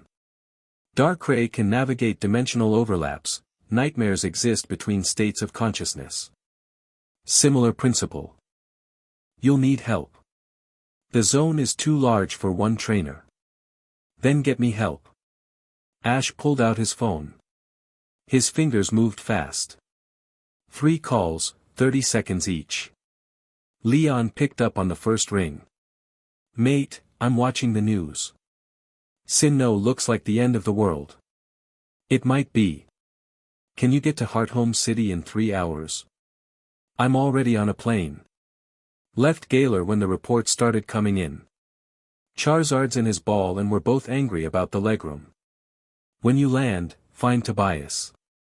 He'll be coordinating the civilian response in the distortion zone. You're on rescue duty. Rescue duty. Got it. Ash, be careful. Always. He hung up and dialed Diantha. The Kalos champion answered with the sounds of a helicopter in the background. I've been trying to reach Castellin for an hour. He's not responding. Diantha, forget Castellin. Hearthome City needs evacuation support. Leon and Tobias are leading the response. Can you coordinate from the air? I can. But Ash, the League Council is in chaos. Half of them want to defer to Castellin's authority. The other half don't know what's happening. Tell them the situation is beyond League authority. Tell them this is bigger than institutions. Tell them whatever you need to tell them, but get those people out of the distortion zone. A pause. Then, you sound different, Ash. I don't have time to sound the same. Can you do it? I'll be there in 2 hours. She hung up. The third call was the hardest. Lance answered with silence, not the silence of someone who didn't hear the phone, but the silence of someone deciding whether to pick a side. Lance, Ash said. I'm here. I know Castellin's been in contact with you. I know he's been framing this as a rogue operation. I need you to listen to me for 60 seconds and then make your own call. Silence. Then, talk. Ash talked. 60 seconds. The regulator. The red chain technology. The spiritual suppression. The casualties that would result from activation during an active dimensional breach. He didn't spin it, didn't dramatize it, didn't plead. He laid out facts the way he laid out battle strategy, clean, clear, decisive. When he finished, Lance was quiet for 5 seconds. Then, where's the facility? North of Hearthome. Underground. I don't have the exact location. I do. Castellin brought me into the briefing 3 months ago. Tried to sell me on the regulator as a precautionary measure. I didn't buy it then. I buy it even less now. Lance's voice hardened into something that sounded like a dragon waking up. I'll shut it down. You might need backup. Castellin has League security forces. I have Dragonite. And Red owes me a favor. Lance paused. Ash. For what it's worth, I'm sorry I was quiet. I should have spoken up sooner. You're speaking up now. That's what matters.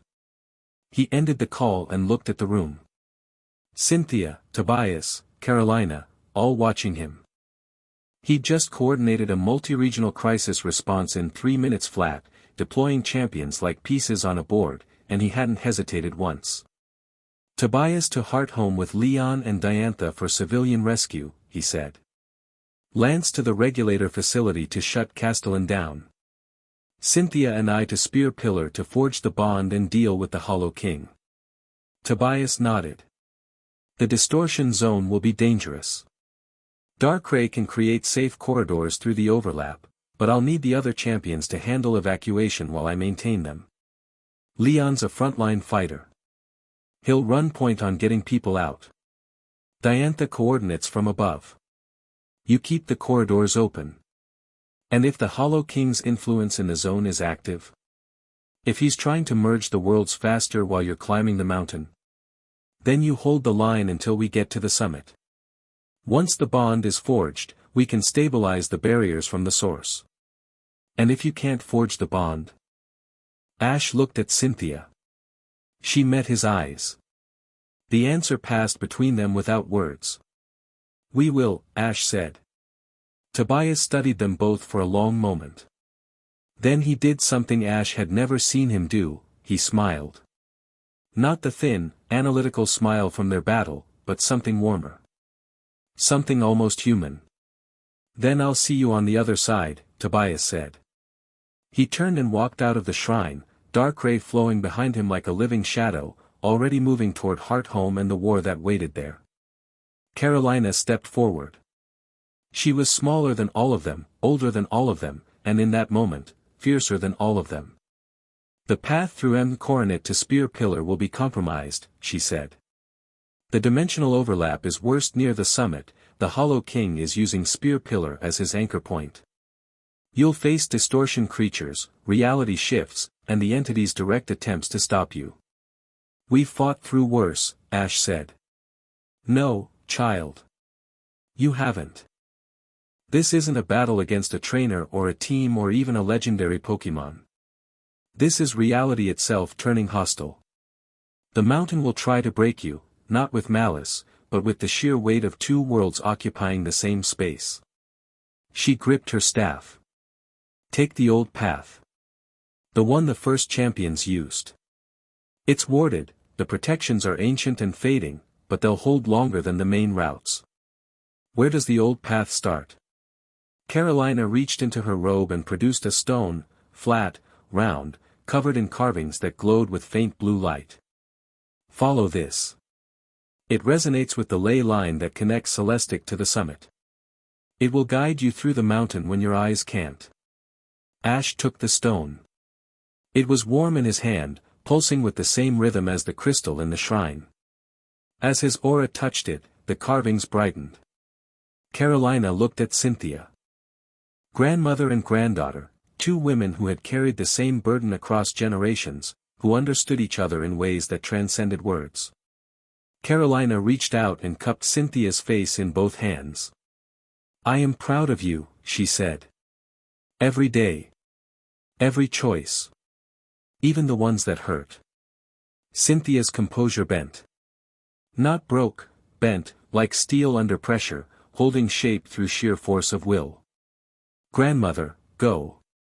Save the world. And bring him back alive. He's the first person you've smiled at in years, and I want grandchildren." Cynthia made a sound that was either a laugh or a sob. Carolina released her, turned, and walked into the shrine's inner chambers without looking back. She had her own work to do, the Celestic network to coordinate, the temple guardians to mobilize. The old woman's war was quieter than theirs, but no less vital. Ash and Cynthia left Celestic Town as the dawn broke, and the dawn was wrong. The sky was the color of a bruise, deep purple shot through with veins of gold that pulsed like a heartbeat. The sun was visible but distorted, its light bending around something invisible, casting shadows that pointed in multiple directions simultaneously. The mountains ahead of them, the great spine of Sinnoh, with M coronet at its peak, were wreathed in something that wasn't quite cloud and wasn't quite light. It looked like the world was wearing a crown of broken glass. They took the old path.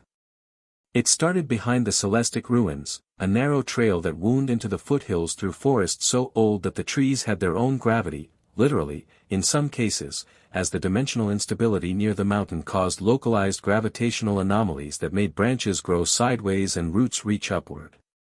Ash's stone guided them. Its carvings pulsed brighter when they were on the path and dimmed when they strayed.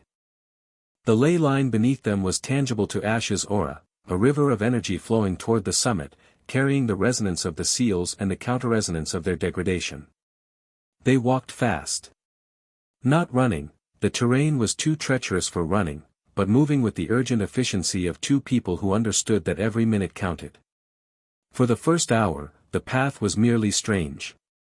The forest was distorted but navigable, trees that existed in two temporal states simultaneously, their spring leaves and autumn leaves overlapping like a double exposure. Streams that flowed with water that was slightly too blue, slightly too warm, carrying fish that shimmered with spiritual energy. The air tasted metallic and sweet, like breathing lightning through honey. Pikachu rode Ash's shoulder, ears rotating constantly, scanning for threats. Garchomp walked ahead, its bulk carving a path through the underbrush, its predator senses alert to dangers that human perception would miss. "Tell me about the bond ritual," Ash said as they climbed. "The actual mechanics. What do we do when we get to Spear Pillar?" Cynthia ducked under a branch that existed in 3 spatial positions at once. "The ritual is simple in concept, complex in execution. We stand at the altar, the same altar where the first champions forged the original bond. We join hands. We open our aura to each other completely, no barriers, no defenses, no secrets. And we choose. Choose what? Each other. Fully, freely, with complete understanding. The bond responds to genuine intent. It can't be faked, manipulated, or forced. Both parties have to mean it. And if we mean it, our aura signatures merge. We become a single field, 2 individuals sharing one spiritual framework. The combined energy flows into the ley line network and reinforces the seals. The barriers stabilize. That's the simple version. What's the complex version? She was quiet for several steps. The complex version is that opening your aura completely means exactly what it sounds like. Every thought, every memory, every fear, every desire, all of it, exposed. You'll see me, Ash. All of me. Not the champion, not the researcher, not the woman who invoked the bond on live television. Me. The real me. And I'll see you. Ash processed this. The idea of total exposure, of being seen that completely, that thoroughly, with no ability to hide or filter or protect, was more terrifying than anything the Hollow King could throw at him. "Good," he said. She stumbled. Actually stumbled, on flat ground, and looked at him. Good. I told you on the roof in Winden. I need you to see me. Not my aura signature, not my battle record. Me. If the bond does that, if it forces us both to be completely honest with each other, then yeah. Good. It's what I asked for. Something happened to Cynthia's expression that Ash had never seen before. The composure didn't crack or bend, it dissolved. Not into vulnerability, not into fear, but into something luminous. She looked at him the way the sun looks at the horizon at the moment of rising, inevitable, warm, entirely without reservation. You impossible man, she whispered. I've been called worse. She laughed. It was a real laugh, full and startled, and it echoed off the distorted trees and the wrong-colored sky, and for a moment, the broken world felt less broken. They kept climbing. The second hour brought the first attack. The distortion creatures emerged from a fold in the air, Pokémon that had been caught in the dimensional overlap and transformed. A Bronzong, normally a stoic steel psychic bell, now existed in two states simultaneously, its physical form overlapping with its spiritual echo, creating a creature that was twice as large, twice as powerful, and operating on logic that belonged to neither world. Its eyes burned with confused fury. Behind it, more came. A Machamp with 6 arms instead of 4, the extras made of spiritual energy, translucent and crackling. A Golduck whose psychic gem blazed like a spotlight, its body phasing in and out of physical reality. A Steelix that moved through solid rock as if it were water, its steel body resonating with dimensional frequencies that made Ash's teeth ache. They're not hostile by nature, Cynthia said quickly. They're in pain. The overlap is torturing them, caught between states, unable to stabilize.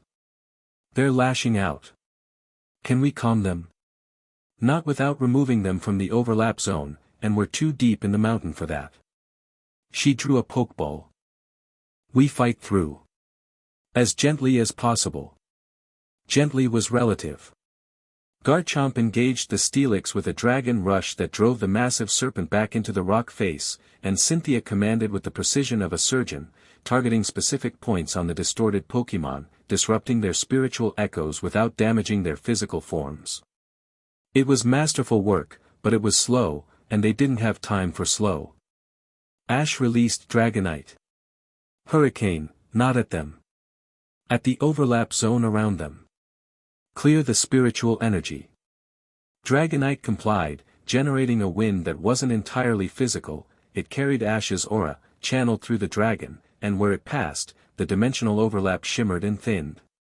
The distortion creatures stumbled as their spiritual echoes destabilized, the extra arms and impossible sizes flickering like bad reception.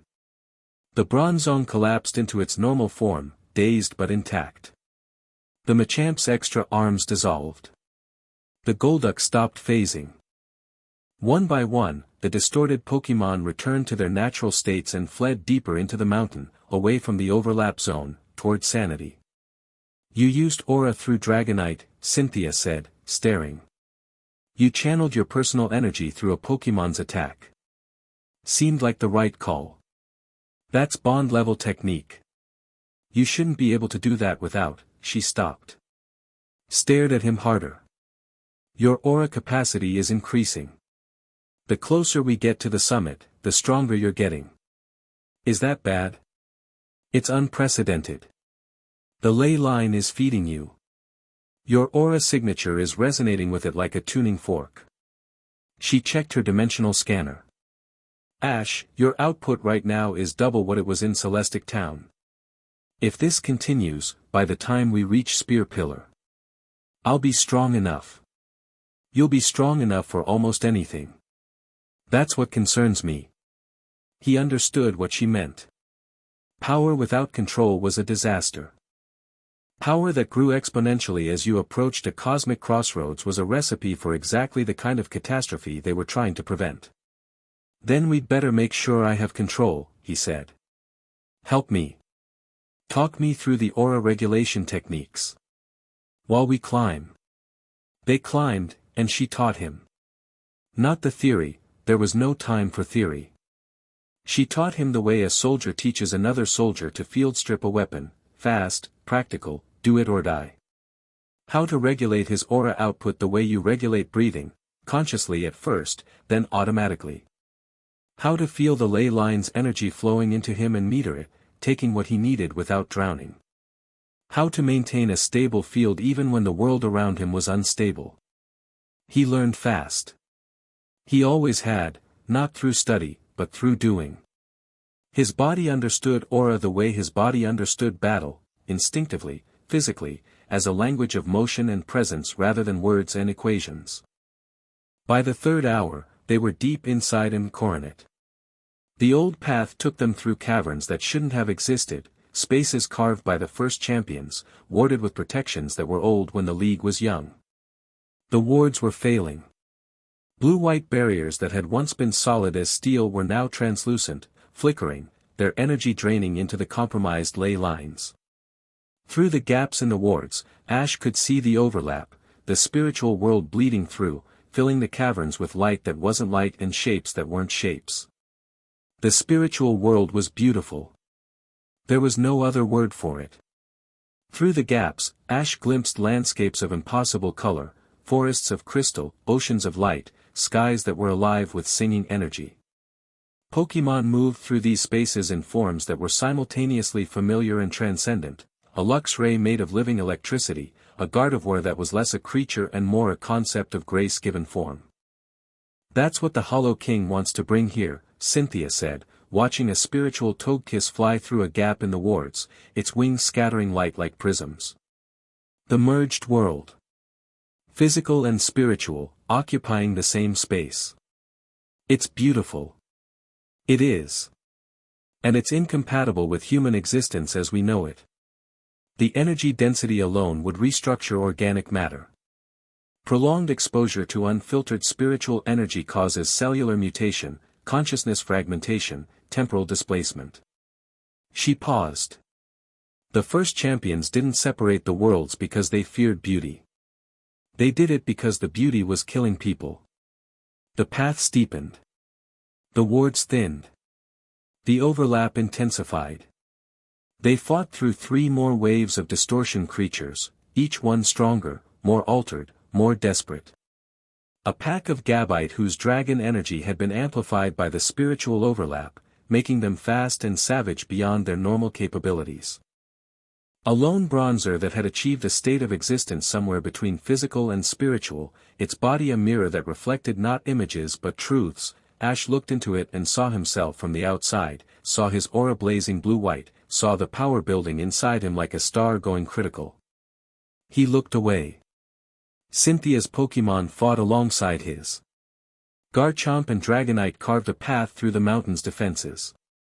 Lucario, Cynthia's Lucario, an aura specialist that she'd raised from an egg, worked with Ash's remaining team to clear the overlap pockets, their combined aura creating corridors of stability through the chaos.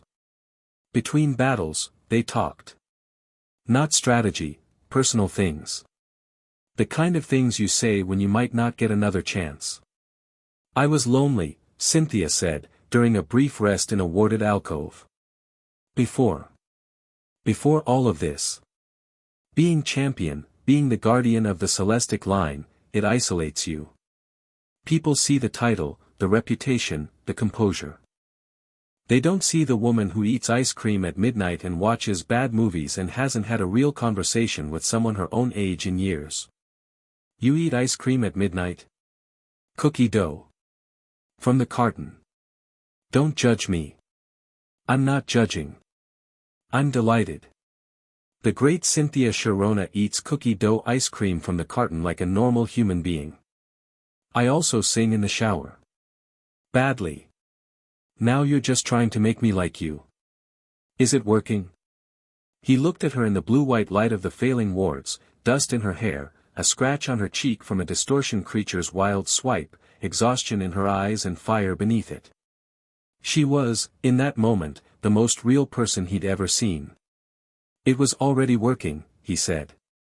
She didn't blush, she wasn't the blushing type.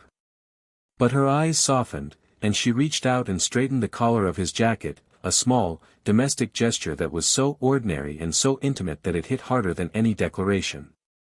"For the record," she said, "I like you too. Not your aura. Not your battle record. You. The impossible boy from Pallet Town who turned into an impossible man and still talks to his Pikachu like a best friend and walks into ancient mountains like they owe him money. They do owe me money. I've saved this mountain at least twice." She laughed.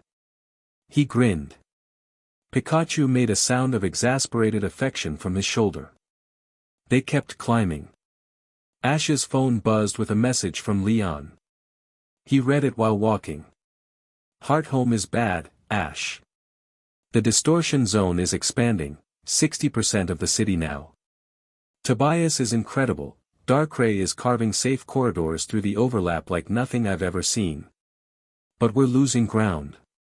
Every hour the zone grows another block. We've evacuated maybe 2,000 people.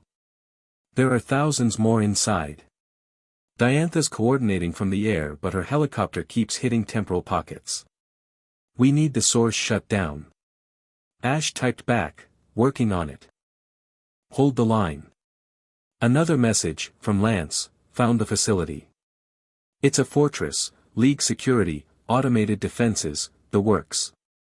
Castellin's inside with maybe 30 personnel. The regulator is charging. I can see the energy readings from here, it's pulling from the ley lines. If he activates it, the spiritual suppression wave will hit the heart home distortion zone in minutes. Can you get in?" Getting in isn't the problem. Getting to the regulator before they activate it is. The facility is designed to delay, not stop. Castellin knows someone's coming. He's stalling for time. How long until the regulator is fully charged? Based on the energy readings, maybe 3 hours. Maybe less. 3 hours. They were still an hour from the summit. The math was brutal. Do what you can. Buy us time. I'll try. Ash, Steven Stone is here. Ash stopped walking. At the facility? He arrived an hour ago. He went inside. Voluntarily. I think he's been working with Castellin. The betrayal shouldn't have surprised him.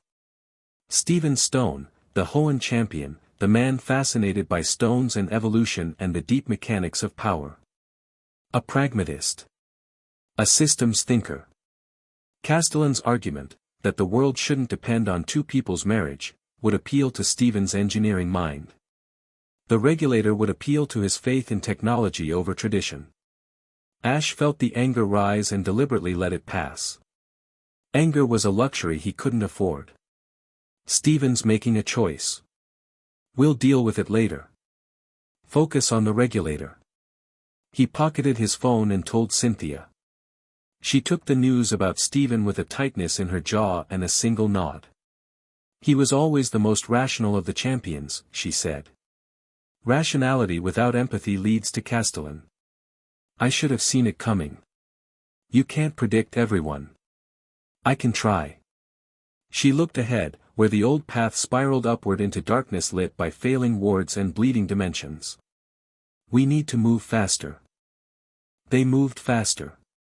The final stretch to the summit was a gauntlet. The overlap was nearly total here, the physical mountain and the spiritual world occupying the same space, fighting for dominance. The path wound through caverns that were simultaneously stone and crystal, darkness and light, ancient and eternal. Ash's feet walked on rock that was also glass that was also something with no name. The air was thick with energy that tasted like every season at once. The distortion creatures here were different. Not wild Pokemon caught in the overlap, these were manifestations of the Hollow King's will. Constructs shaped from spiritual energy, given form and purpose, to stop anyone from reaching the summit. They came in waves. Humanoid figures of fractured light, wielding weapons of compressed dimensional energy. They moved like warriors, organized, strategic, targeting Ash and Cynthia's Pokemon with coordinated strikes designed to separate the two trainers. Ash and Cynthia fought as a unit. Not the tentative cooperation of allies, something deeper, something that had been building since Winden. Their battle styles complemented each other with an intuition that went beyond training. When Garchomp created an opening, Dragonite exploited it before Ash even called the command. When Pikachu, released from his ball for the final push, launched a thunderbolt, Cynthia's Lucario was already moving to cover his blind spots. Their aura fields were synchronizing. Ash could feel it, a resonance between his energy and Cynthia's, like two instruments playing the same note. Not the bond, not yet, but its precursor. The natural alignment that made the bond possible, the compatibility that Carolina had described. It wasn't forced or artificial. It was two people who fit together, recognizing the fit through action instead of words. They're getting stronger. Cynthia called, as a construct twice the size of the others materialized from the cavern wall and swung a fist of concentrated distortion energy at Garchomp. So are we. Ash replied, and meant it. His aura was blazing now, visible, tangible, a corona of blue-white fire that wrapped around his body and extended outward to touch his Pokémon, strengthening them, sharpening their reflexes, feeding them energy from the ley line that poured through him like a river through a channel. They broke through the last wave of constructs and emerged from the mountain into the open sky. Spear pillars spread before them. The ancient platform at the summit of M. Coronet was exactly as Ash remembered, and nothing like he remembered. The stone columns still stood, their carved surfaces depicting the creation of the world. The altar at the center still occupied its position between the pillars, a flat stone surface etched with symbols that pulsed with living light. But everything else was changed. The sky above Spear Pillar was split. Literally split, half of it was the bruised purple gold of the distorted morning, and the other half was something else entirely. The spiritual world, visible and present, filling half the sky with landscapes of impossible scope. Crystal forests stretched to horizons that bent upward. Oceans of light cascaded between floating continents of pure energy. And through it all, the Hollow King's power flowed like a river of intention, weaving the two skies together stitch by stitch. The entity itself stood at the far end of the platform. Not a projection this time. Not a fragment or an echo. The Hollow King in full manifestation, 12 feet tall, robed in light that shifted between physical and spiritual spectrums, wearing a crown that was less an object and more a state of being. His face was noble, ancient, and sorrowful. His eyes held millennia of patience and the quiet triumph of someone whose wait had finally ended. Around him, the world was changing. The stone of Spear Pillar was becoming crystal. The air was becoming light. Reality was softening, yielding, making room for something grander and more terrible. He looked at Ash and Cynthia as they emerged from the mountain, battered and burning with aura, their Pokémon arrayed behind them. "You came," the Hollow King said.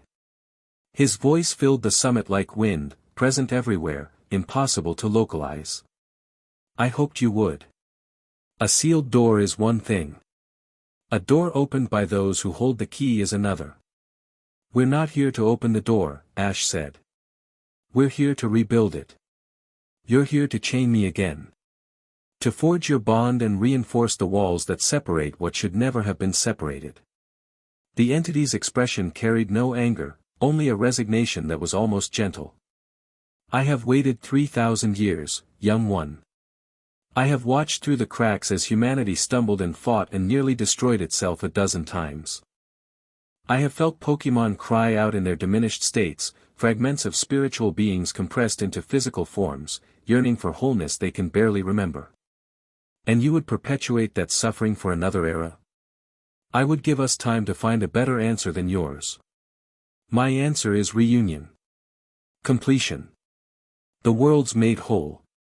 Your answer is forced on everyone without consent. You're not asking, you're deciding.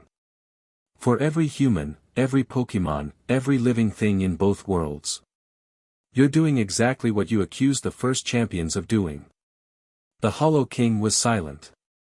The accusation landed. Ash could see it, the way the entity's expression shifted, the way its light flickered.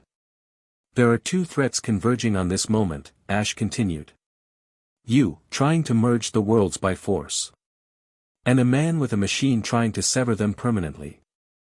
Both of you are making the same mistake, deciding for everyone else what reality should look like. And what would you decide? A bridge. Not a wall and not an open door, a bridge.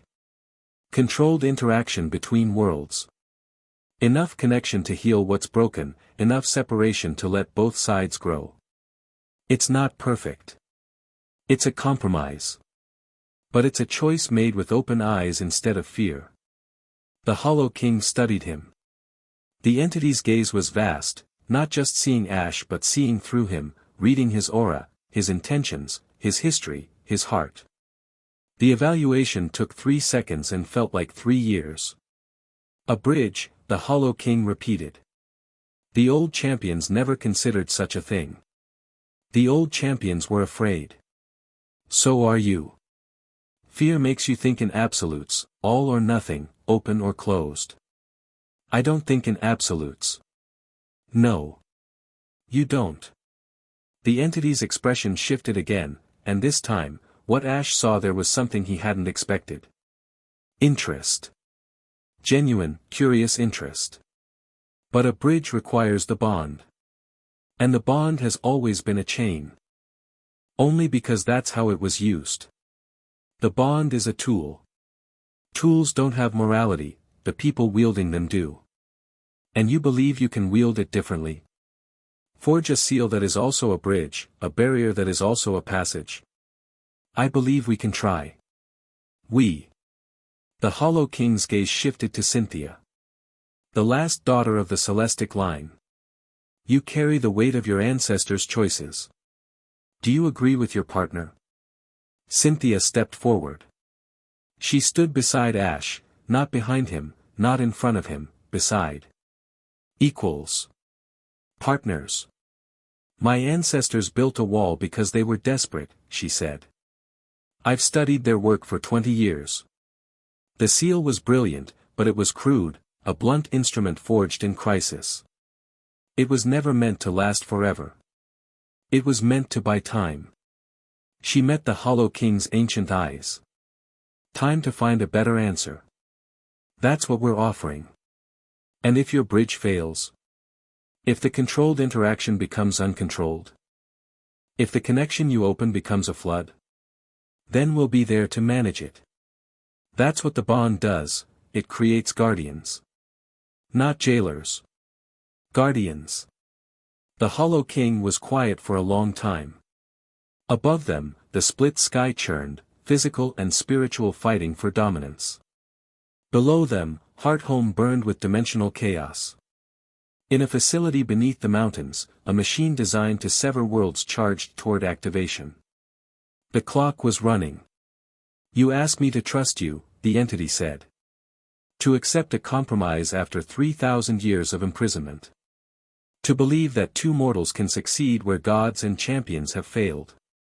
Yes, Ash said simply. Why should I? Because I'm standing here asking instead of fighting. Because I could have come to destroy you, and I came to talk. Because in my experience, the best outcomes happen when people stop trying to force each other and start trying to understand each other. He paused. And because you're tired. I can feel it. 3,000 years of pressing against walls, of waiting, of being angry. You're exhausted. And some part of you, the part that was a guardian before you were a prisoner, wants this to end as much as we do. The silence that followed was the loudest thing Ash had ever heard. The Hollow King closed his eyes. The light of his form dimmed, then brightened, then dimmed again, breathing. A god, breathing, considering the words of a mortal who stood before him without fear. Forge your bond, the entity said. Build your bridge. I will not fight you. Ash exhaled. Beside him, Cynthia's hand found his and gripped tight. But know this, the Hollow King continued, opening his eyes. If your bridge is a lie, if you forge a chain and call it connection, I will break it. And the next time, there will be no conversation. Fair, Ash said. You are not what I expected. That seems to be my entire career. Something crossed the Hollow King's face that might have been amusement. Then the entity stepped back from the altar, its form dimming, giving them space. Not gone, present, watching, waiting. Trusting, for the first time in 3,000 years. The altar pulsed with light. Ash and Cynthia stood before it. The stone platform was carved with symbols that matched the ones on Carolina's guide stone, ancient, powerful, resonating with the ley line that ran through the mountain's heart like a vein. The symbols formed a circle around a central point, and at that point, 2 handprints were carved into the stone, side by side. Ready? Cynthia asked. Ash looked at her. She was exhausted, scratched, dirty, her hair escaping its tie, her expedition clothes torn in 3 places. She was also the most extraordinary person he'd ever met, brilliant, brave, flawed, honest, carrying impossible weight with a grace that made it look effortless even when it wasn't.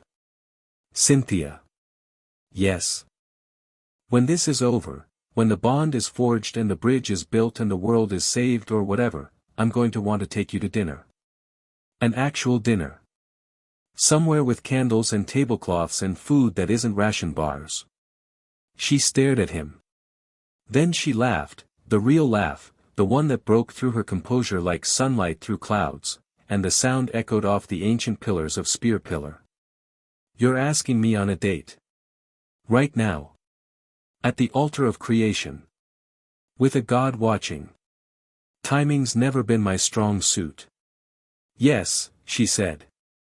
To dinner. To the date. To everything. She squeezed his hand. Now let's save the world so we can get to it. They placed their hands on the carved prints. The stone was warm, alive, almost. Ash felt the ley line surge beneath them, responding to their touch, to their aura, to the intent that poured through them like electricity. Open your aura, Cynthia whispered. All of it. No walls. No filters. He closed his eyes and did the hardest thing he'd ever done in his life. He let go. Not of his aura, of his defenses. The walls he'd built over 19 years of adventure, of loss, of carrying the weight of the world on shoulders that had started out too young and too small. The fear of failure that he buried under determination. The loneliness that he hid behind friendships and laughter. The grief for every goodbye, every parting, every friend who'd gone their separate way while he kept walking forward. The terror, deep, primal, never spoken, that one day the journey would end and he'd have to figure out who he was when he wasn't running toward the next horizon. All of it. Exposed. Offered. And Cynthia did the same. He felt her hit him like a wave. Not her aura, her. The girl who'd found a gibble egg in the wayward cave and raised it with the single-minded devotion of a child who needed something to love. The teenager who'd taken the championship at 21 and immediately drowned under the weight of expectations she never asked for. The woman who discovered the truth about the seals and the bond and had spent 5 years alone with a secret that would have broken anyone less stubborn. The loneliness, God, the loneliness, of being the strongest person in the room for so long that she'd forgotten what it felt like to lean on someone. The ice cream at midnight. The singing in the shower. The fear that she'd ruin things with Ash by being strategic instead of honest. The moment on the ship when he'd laughed at one of her terrible archaeology jokes and she'd thought, very clearly, very simply, I could love this man. He saw it all. She saw him. And in the seeing, in the absolute, unfiltered, terrifying honesty of 2 people showing each other everything, something ignited. The bond. It didn't feel like chains. It didn't feel like ceremony. It felt like the moment when you've been holding your breath for so long that you've forgotten what breathing feels like, and then you breathe, and the air is the sweetest thing you've ever tasted. Their aura fields merged. Not consumed, merged. 2 rivers joining into one, each maintaining its current while contributing to a flow greater than either alone. The combined field expanded outward from the altar, poured into the ley line network, and raced through the mountain's heart like a shockwave of light. Ash could feel the seals. All of them, across all of Sinnoh, the barriers between worlds, the locks and wards and walls that the first champions had built. He could feel their cracks, their wear, their age. He could feel the Hollow King's prison, now open, now empty, its occupants standing before them in voluntary stillness. And he could feel the choice. The old bond had been a lock. A wall. A chain. That was how it was designed, how it was forged, how every previous generation had used it. But Ash didn't think in absolutes, and Cynthia had spent 5 years designing something better, and together, their minds linked, their intentions aligned, their power singing through the ley lines like a chord, they chose differently. Not a wall. A bridge. The seal reformed. Not as a barrier but as a membrane, permeable, regulated, controlled. A boundary that allowed exchange without flooding. Spiritual energy could flow into the physical world, slowly, gently, in quantities that wouldn't overwhelm organic life or destabilize physical law. And physical energy could flow the other way, grounding the spiritual world, giving it structure and stability. Two worlds, connected but distinct. Breathing together instead of suffocating apart. The distortion across Sinnoh reacted. Ash felt it through the ley lines, the overlap zones shuddering, contracting, stabilizing. In Hearthome City, the distortion zone stopped expanding and began to retreat. Buildings that had existed in two states snapped back to one. The temporal pockets dissolved. The spatial folds flattened. Reality reasserted itself, not by cutting off the spiritual world, but by finding balance with it. The bridge held. Ash opened his eyes.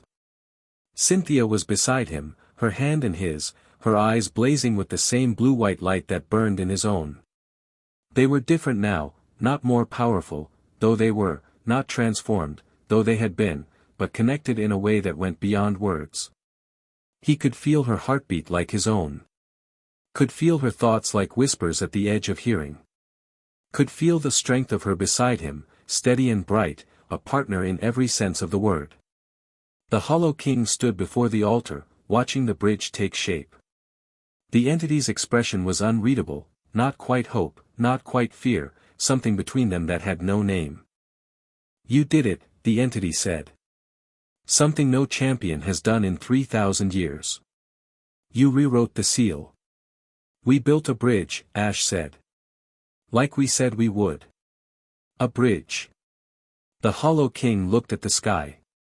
The split was healing, the physical and spiritual worlds were no longer fighting for dominance but settling into a new configuration, side by side, connected by the gossamer threads of the membrane Ash and Cynthia had forged. "I can feel it. The connection. Not the flood I wanted, but, a river.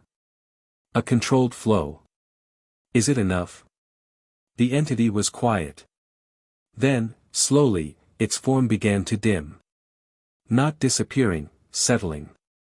The light of its manifestation softened, the 12-foot stature shrinking, the crown of being state fading into something less absolute, less overwhelming. "It is a beginning," the Hollow King said. "Not what I wanted. Not what I fought for. But..." The entity paused, and for the first time, Ash heard something in its voice that sounded like the exhaustion he'd named. "I am tired, young one. You were right about that. 3,000 years of anger. Perhaps it is time to set it down." "You can stay," Ash said. "On this side. Through the bridge. Not as a prisoner and not as a conqueror, as a guardian again. If you want." The offer hung in the air like a held breath. "You would trust me?" the Hollow King asked. "I'd give you the chance to earn trust. That's different, and you know it." The entity's fading form flickered, and smiled. A real smile, ancient and weary and carrying the weight of 3 millennia. "You are truly not what I expected. I know. Get used to it." The Hollow King's form dissolved, not into nothing, but into the bridge itself. Its essence flowed into the membrane between worlds, becoming part of the structure, part of the connection. Not imprisoned. Integrated. A guardian once more, watching the border between worlds not as a prisoner behind a wall but as a keeper of a bridge. The sky above Spear Pillar cleared. The physical sky, blue, bright, dawn-colored, remained. But at the edges, if you looked carefully, you could see a shimmer. A hint of crystal forests and light oceans. The spiritual world, visible but not intrusive. Present but not overwhelming. The bridge. Ash's phone buzzed. He pulled it out with the hand that wasn't holding Cynthia's.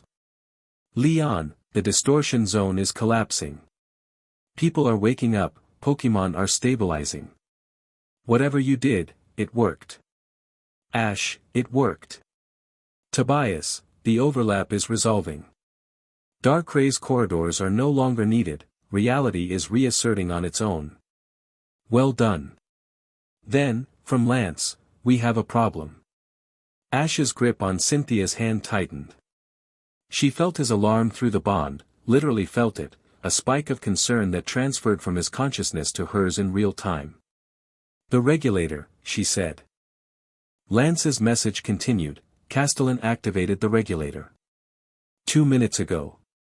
The spiritual suppression wave is propagating through the ley lines. It's weak, your bond is counteracting most of it, but Castellin's pouring everything into the system. If he keeps pushing, the regulator could overload the ley line network. The conflict between the bond's bridge and the regulator's suppression could tear the network apart. Ash typed, can you shut it down? I'm trying. Steven is fighting me. He's blocking my access to the facility's core. He believes the regulator is the safer option. He won't listen. We need to get down there, Ash said. We don't need to go anywhere. Cynthia's voice was calm, the calm of a woman who could feel the ley line network through the bond, could feel every node and junction and flow. We're connected to the network now. The regulator is pushing against our bridge. But our bridge is stronger, the bond's energy output is orders of magnitude beyond anything the regulator can generate. So we just overpower it? No. Overpowering it would destroy the ley line network. We need to reach through the network and shut the regulator down from here. She looked at him. Through the bond, he felt her thought before she spoke it. Together. They placed their hands on the altar again. The ley line network lit up in Ash's awareness like a neural map, a web of energy spanning the entire region, with Spear Pillar at its center and the regulator facility as a dark node, pumping suppression into the system like poison into a bloodstream. Ash could feel the regulator's energy, cold, mechanical, fundamentally different from the organic flow of the ley lines. It was the Red Chain's legacy, the echo of Cyrus's ambition to control gods. It didn't belong in the network.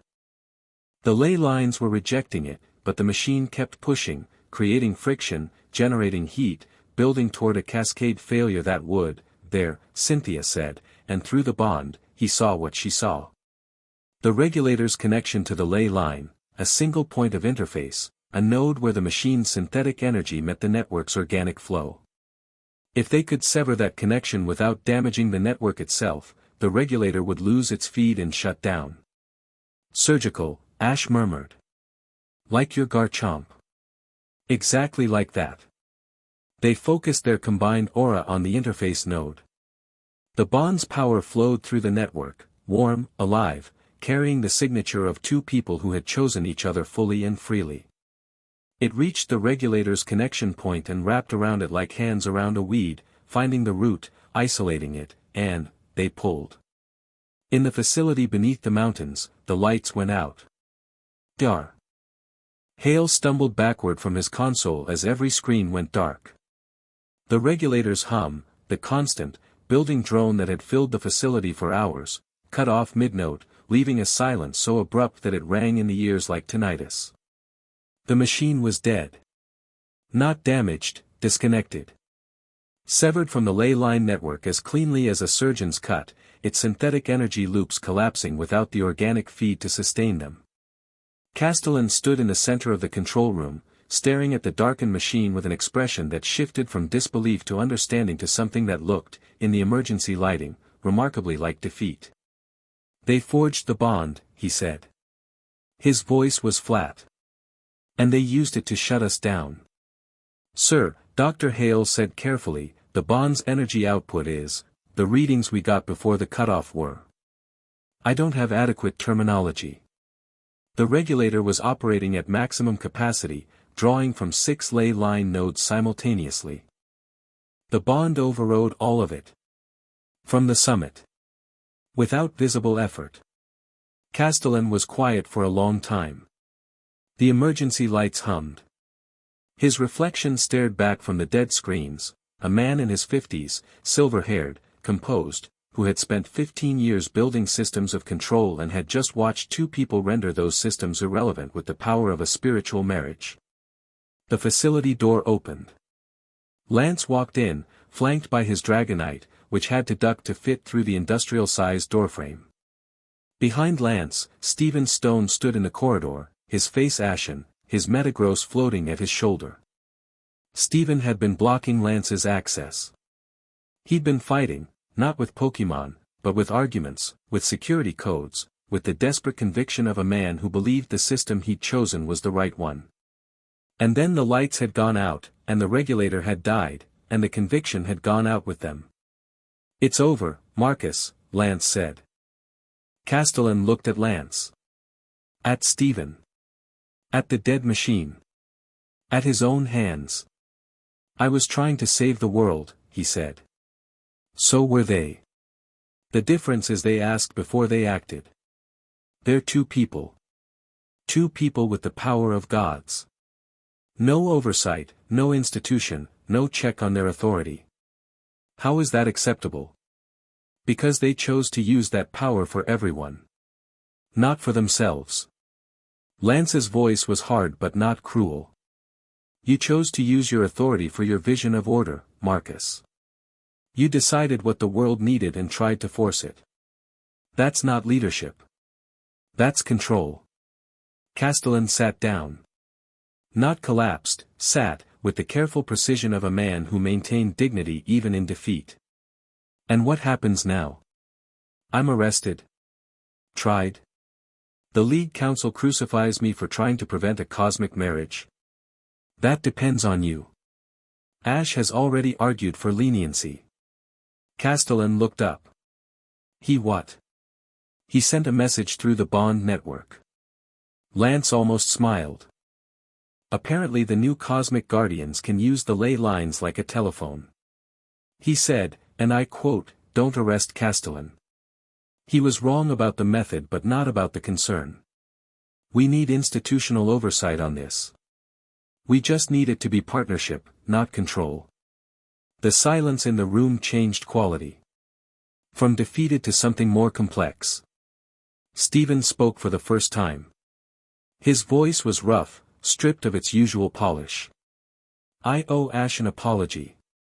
"You owe him more than that," Lance said. "But he'll probably forgive you before you finish the sentence. That's the kind of person he is." Stephen closed his eyes. When he opened them, they were clear. "Then let's go to the summit. I want to say it to his face." At Spear Pillar, the morning was finally, truly morning. The sky was blue. The sun was golden. The mountains stood in their ancient patience, unchanged by the chaos that had swirled around them. But if you looked up, really looked, you could see the shimmer at the edges. The faintest suggestion of another world, visible through the bridge that now connected what had been violently separated for 3,000 years. Ash sat on the altar steps with Pikachu in his lap.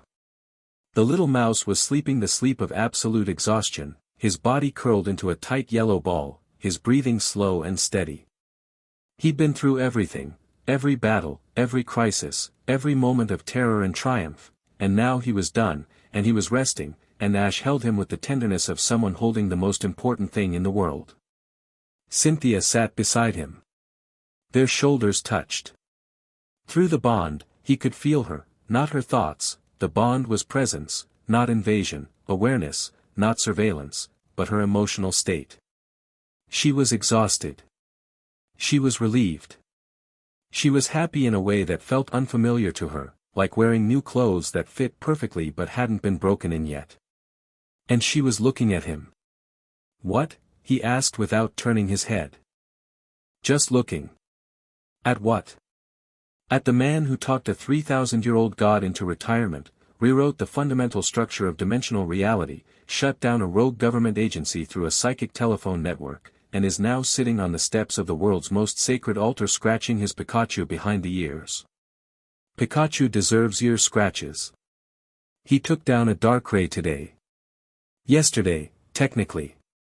You lost about 6 hours in the time dilation pockets. Still counts. She leaned against him. Not dramatically, a slight shift of weight, her shoulder pressing into his, her head tilting until it almost rested against his. Almost. The bond feels strange, she said quietly. Not bad. Just. I've never not been alone in my own head before. Does it bother you? No. It feels like. She searched for the word. Like coming inside after being in the cold for a very long time. You don't realize how cold you were until the warmth hits. That's either the most romantic thing you've ever said or a commentary on Sinnoh's climate. Both. She paused. Ash? About that dinner. He turned his head. She was close enough to count the flecks of gold in her gray eyes, close enough to see the dust still caught in her hair, close enough that the bond hummed between them with a resonance that was physical and spiritual and entirely theirs. Yeah. I know a place in Celestic Town. It's small. The owner is 90 years old and only makes one dish, berry stew with fresh bread. The tablecloths are checkered and the candles are whatever birthday candles she has left over from her grandchildren's parties. It's not fancy. It sounds perfect. It is. I used to go there after long research trips. Sit in the corner, eat stew, and pretend the weight of the world wasn't on my shoulders. Her eyes softened. I'd like to go there with you. And not pretend. Then let's go. Now. Well, maybe after a shower.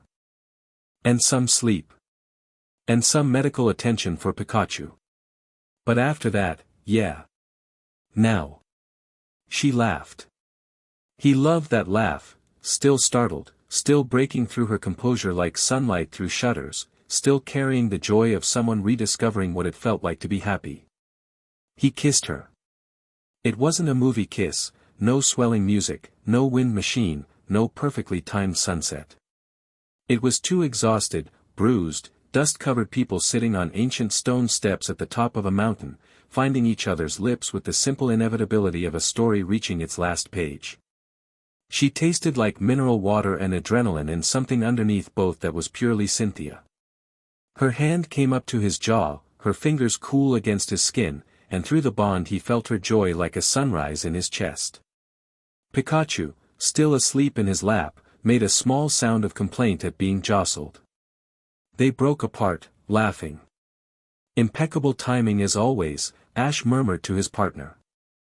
Cha, Pikachu replied without opening his eyes, and burrowed deeper into Ash's lap. They sat together in the morning light, watching the bridge shimmer play across the sky, and waited for the others to arrive. They came by midday. Leon was first, because Leon was always first when it came to charging headlong into things. He arrived on his Charizard with all the subtlety of a fireworks display, landing on Spear Pillar in a gust of wing wind that scattered loose stones across the ancient platform. You absolute madman! Leon shouted, vaulting off Charizard before the dragon had fully landed. He crossed the platform in 6 strides and grabbed Ash in a bear hug that lifted the smaller trainer off his feet. You rewrote reality. From a mountaintop. While I was down there pulling people out of buildings that existed in 2 time zones. How's Heart home? Ash managed, ribs creaking. Stabilizing. The distortion zone collapsed within an hour of whatever you did up here. Most of the trapped civilians are out. The Rangers are handling the rest. Leon set him down and looked at Cynthia. His expression shifted, still warm, but more careful. Champion Sharona. Leon. I'm not going to pretend I understand everything that happened. But I saw the results. The sky changed. The people stopped screaming. The Pokémon calmed down. He extended his hand. Whatever you two did, thank you. Cynthia took his hand. It wasn't just us. You held the line in Hearthome. Without that, people would have died. People almost did die. A family in the Eastern District, their apartment was half in one time state and half in another. Tobias's Darkrai cut a corridor through to them, but the overlap was so thick that even Darkrai was struggling. Charizard burned through the last barrier. Leon's voice was quiet now, the bravado stripped away. I've never been more scared in my life. And I've fought Eternatus. Diantha arrived next, her helicopter touching down at the mountain's base, the Kalos champion making the rest of the climb on foot with Gardevoir at her side. She was poised as always, but her eyes were red-rimmed, and she didn't try to hide it. The League Council is in emergency session, she told them. Castellin has been suspended pending investigation. His supporters on the council are trying to frame this as an overreaction, but the evidence is overwhelming. The regulator, the red chain technology, the willingness to activate during an active dimensional crisis, it's damning. What's the council's position on the bond? Cynthia asked. Confused, mostly. They don't have a framework for, two champions got cosmically married and used it to save the world. I expect there will be hearings, studies, committees, the usual institutional response to anything they don't understand. Let them study, Ash said. Let them build frameworks. We're not trying to operate outside the system. We're trying to be part of it, just a different part than anyone expected. Diantha looked at him with an expression that mixed surprise and reassurance.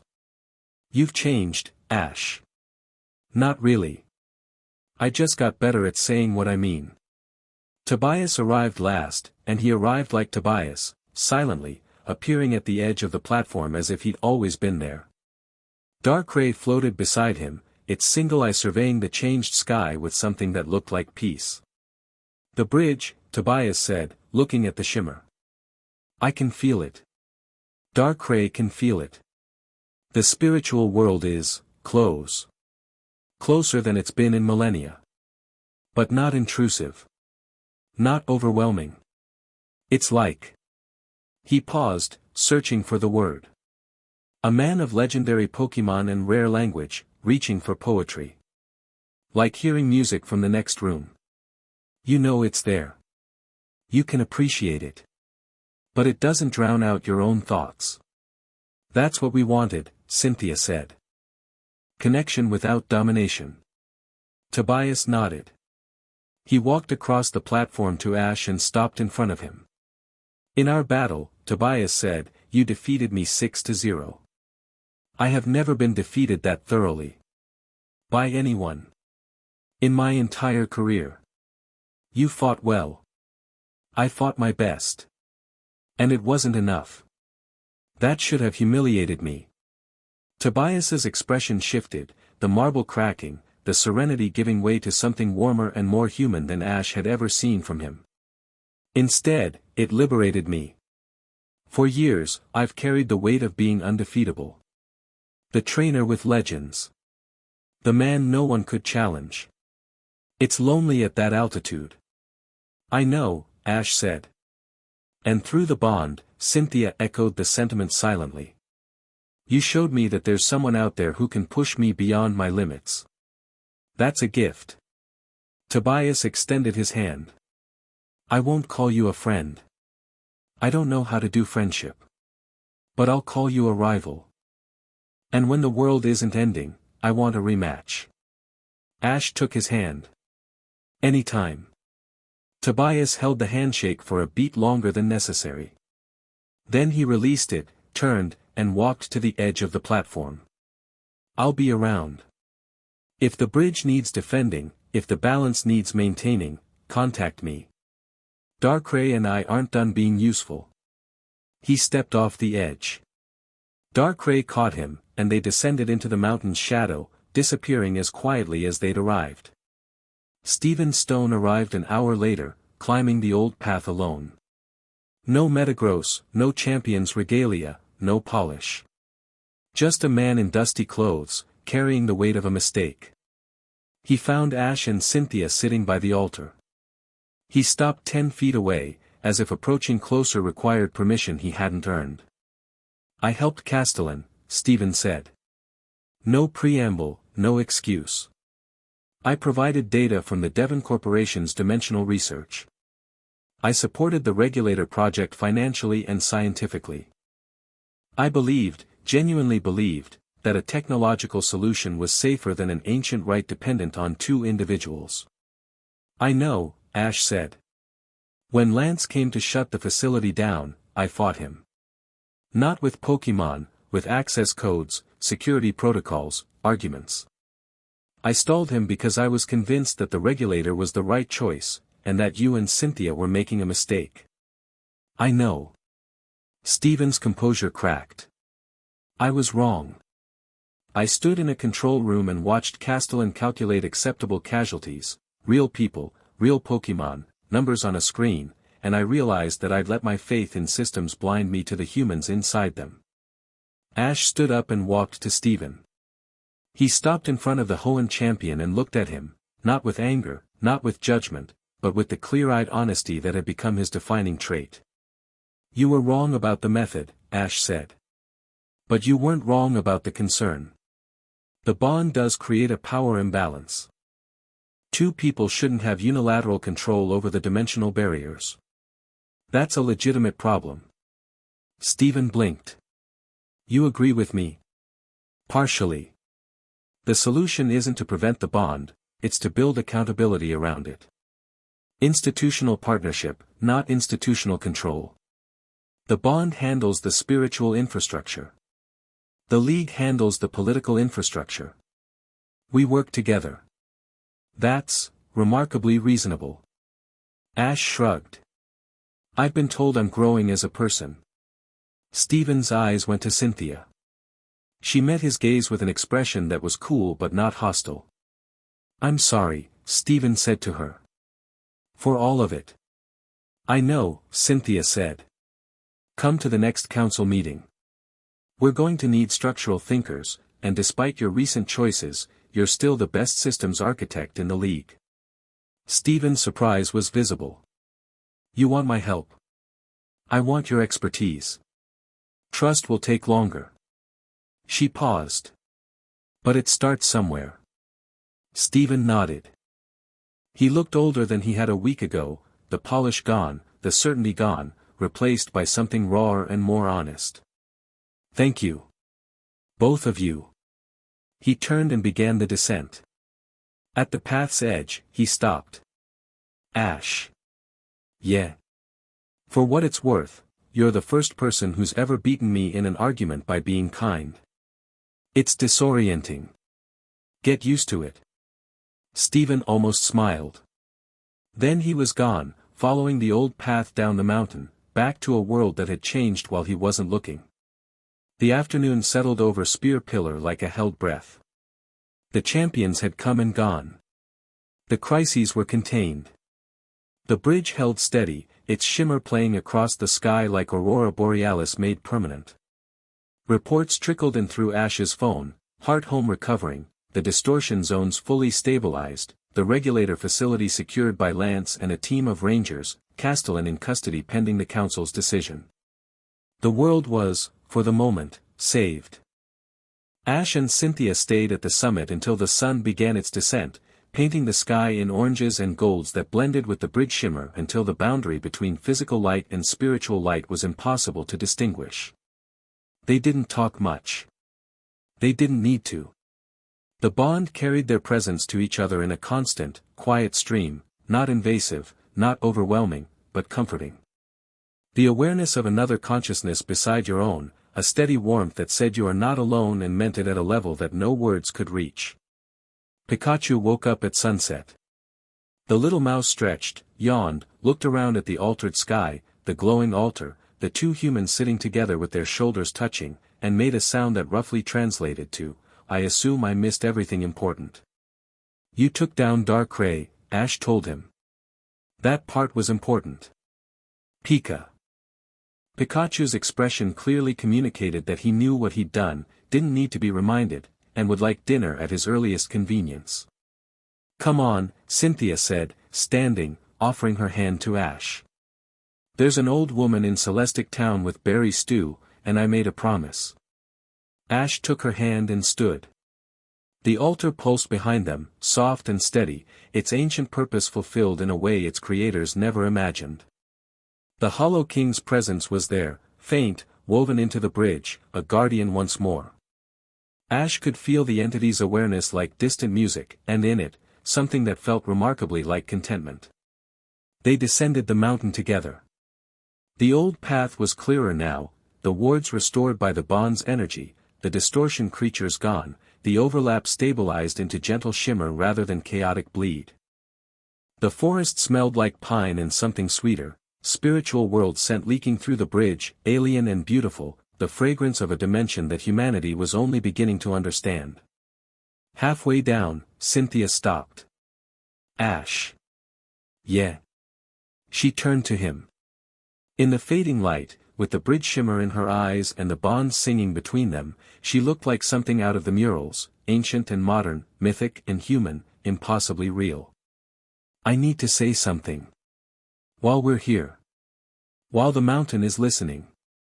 "Okay. When I invoked the bond in Winden, I did it for duty. When I brought you to Sinnoh, I did it for the seals. When I stood at the altar today, I did it for the world." She paused. Her voice was steady, but her eyes shone. "But when I kissed you on those steps, that was for me." Ash looked at her. The woman who'd carried the weight of an ancient covenant for 5 years, who'd searched the world for someone worthy, who'd made impossible choices under impossible pressure and come out the other side scarred but unbroken.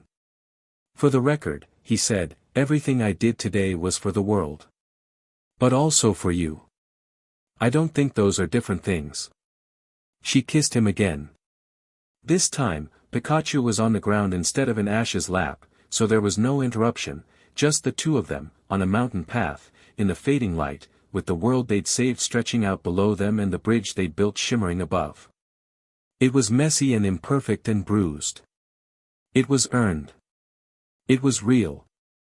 They made it to Celestic Town as the stars came out. The stars were different now, brighter, carrying a faint shimmer that spoke of the spiritual world visible through the bridge. Astronomers would spend decades cataloging the changes. Poets would spend decades writing about them. Children would grow up looking at a sky that whispered of another world just beyond sight.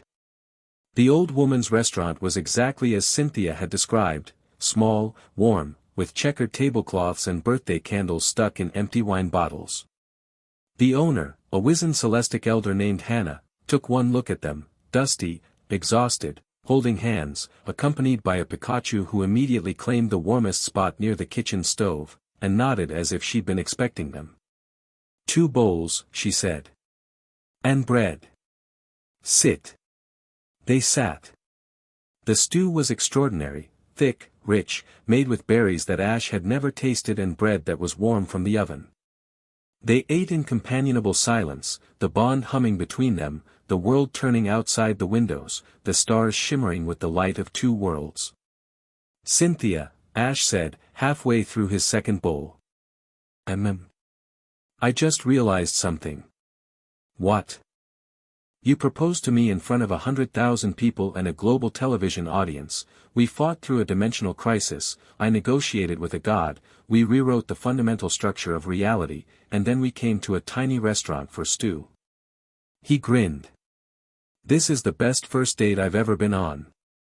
"It's the only first date you've ever been on." "Details."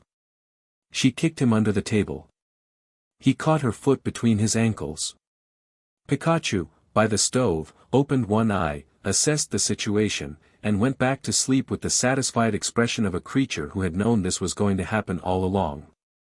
Outside, the stars shimmered. The bridge held. The world breathed. And in the space between worlds, a guardian who had been a prisoner who had been a god settled into his new purpose and watched the bridge with ancient, patient, hopeful eyes. Not forever.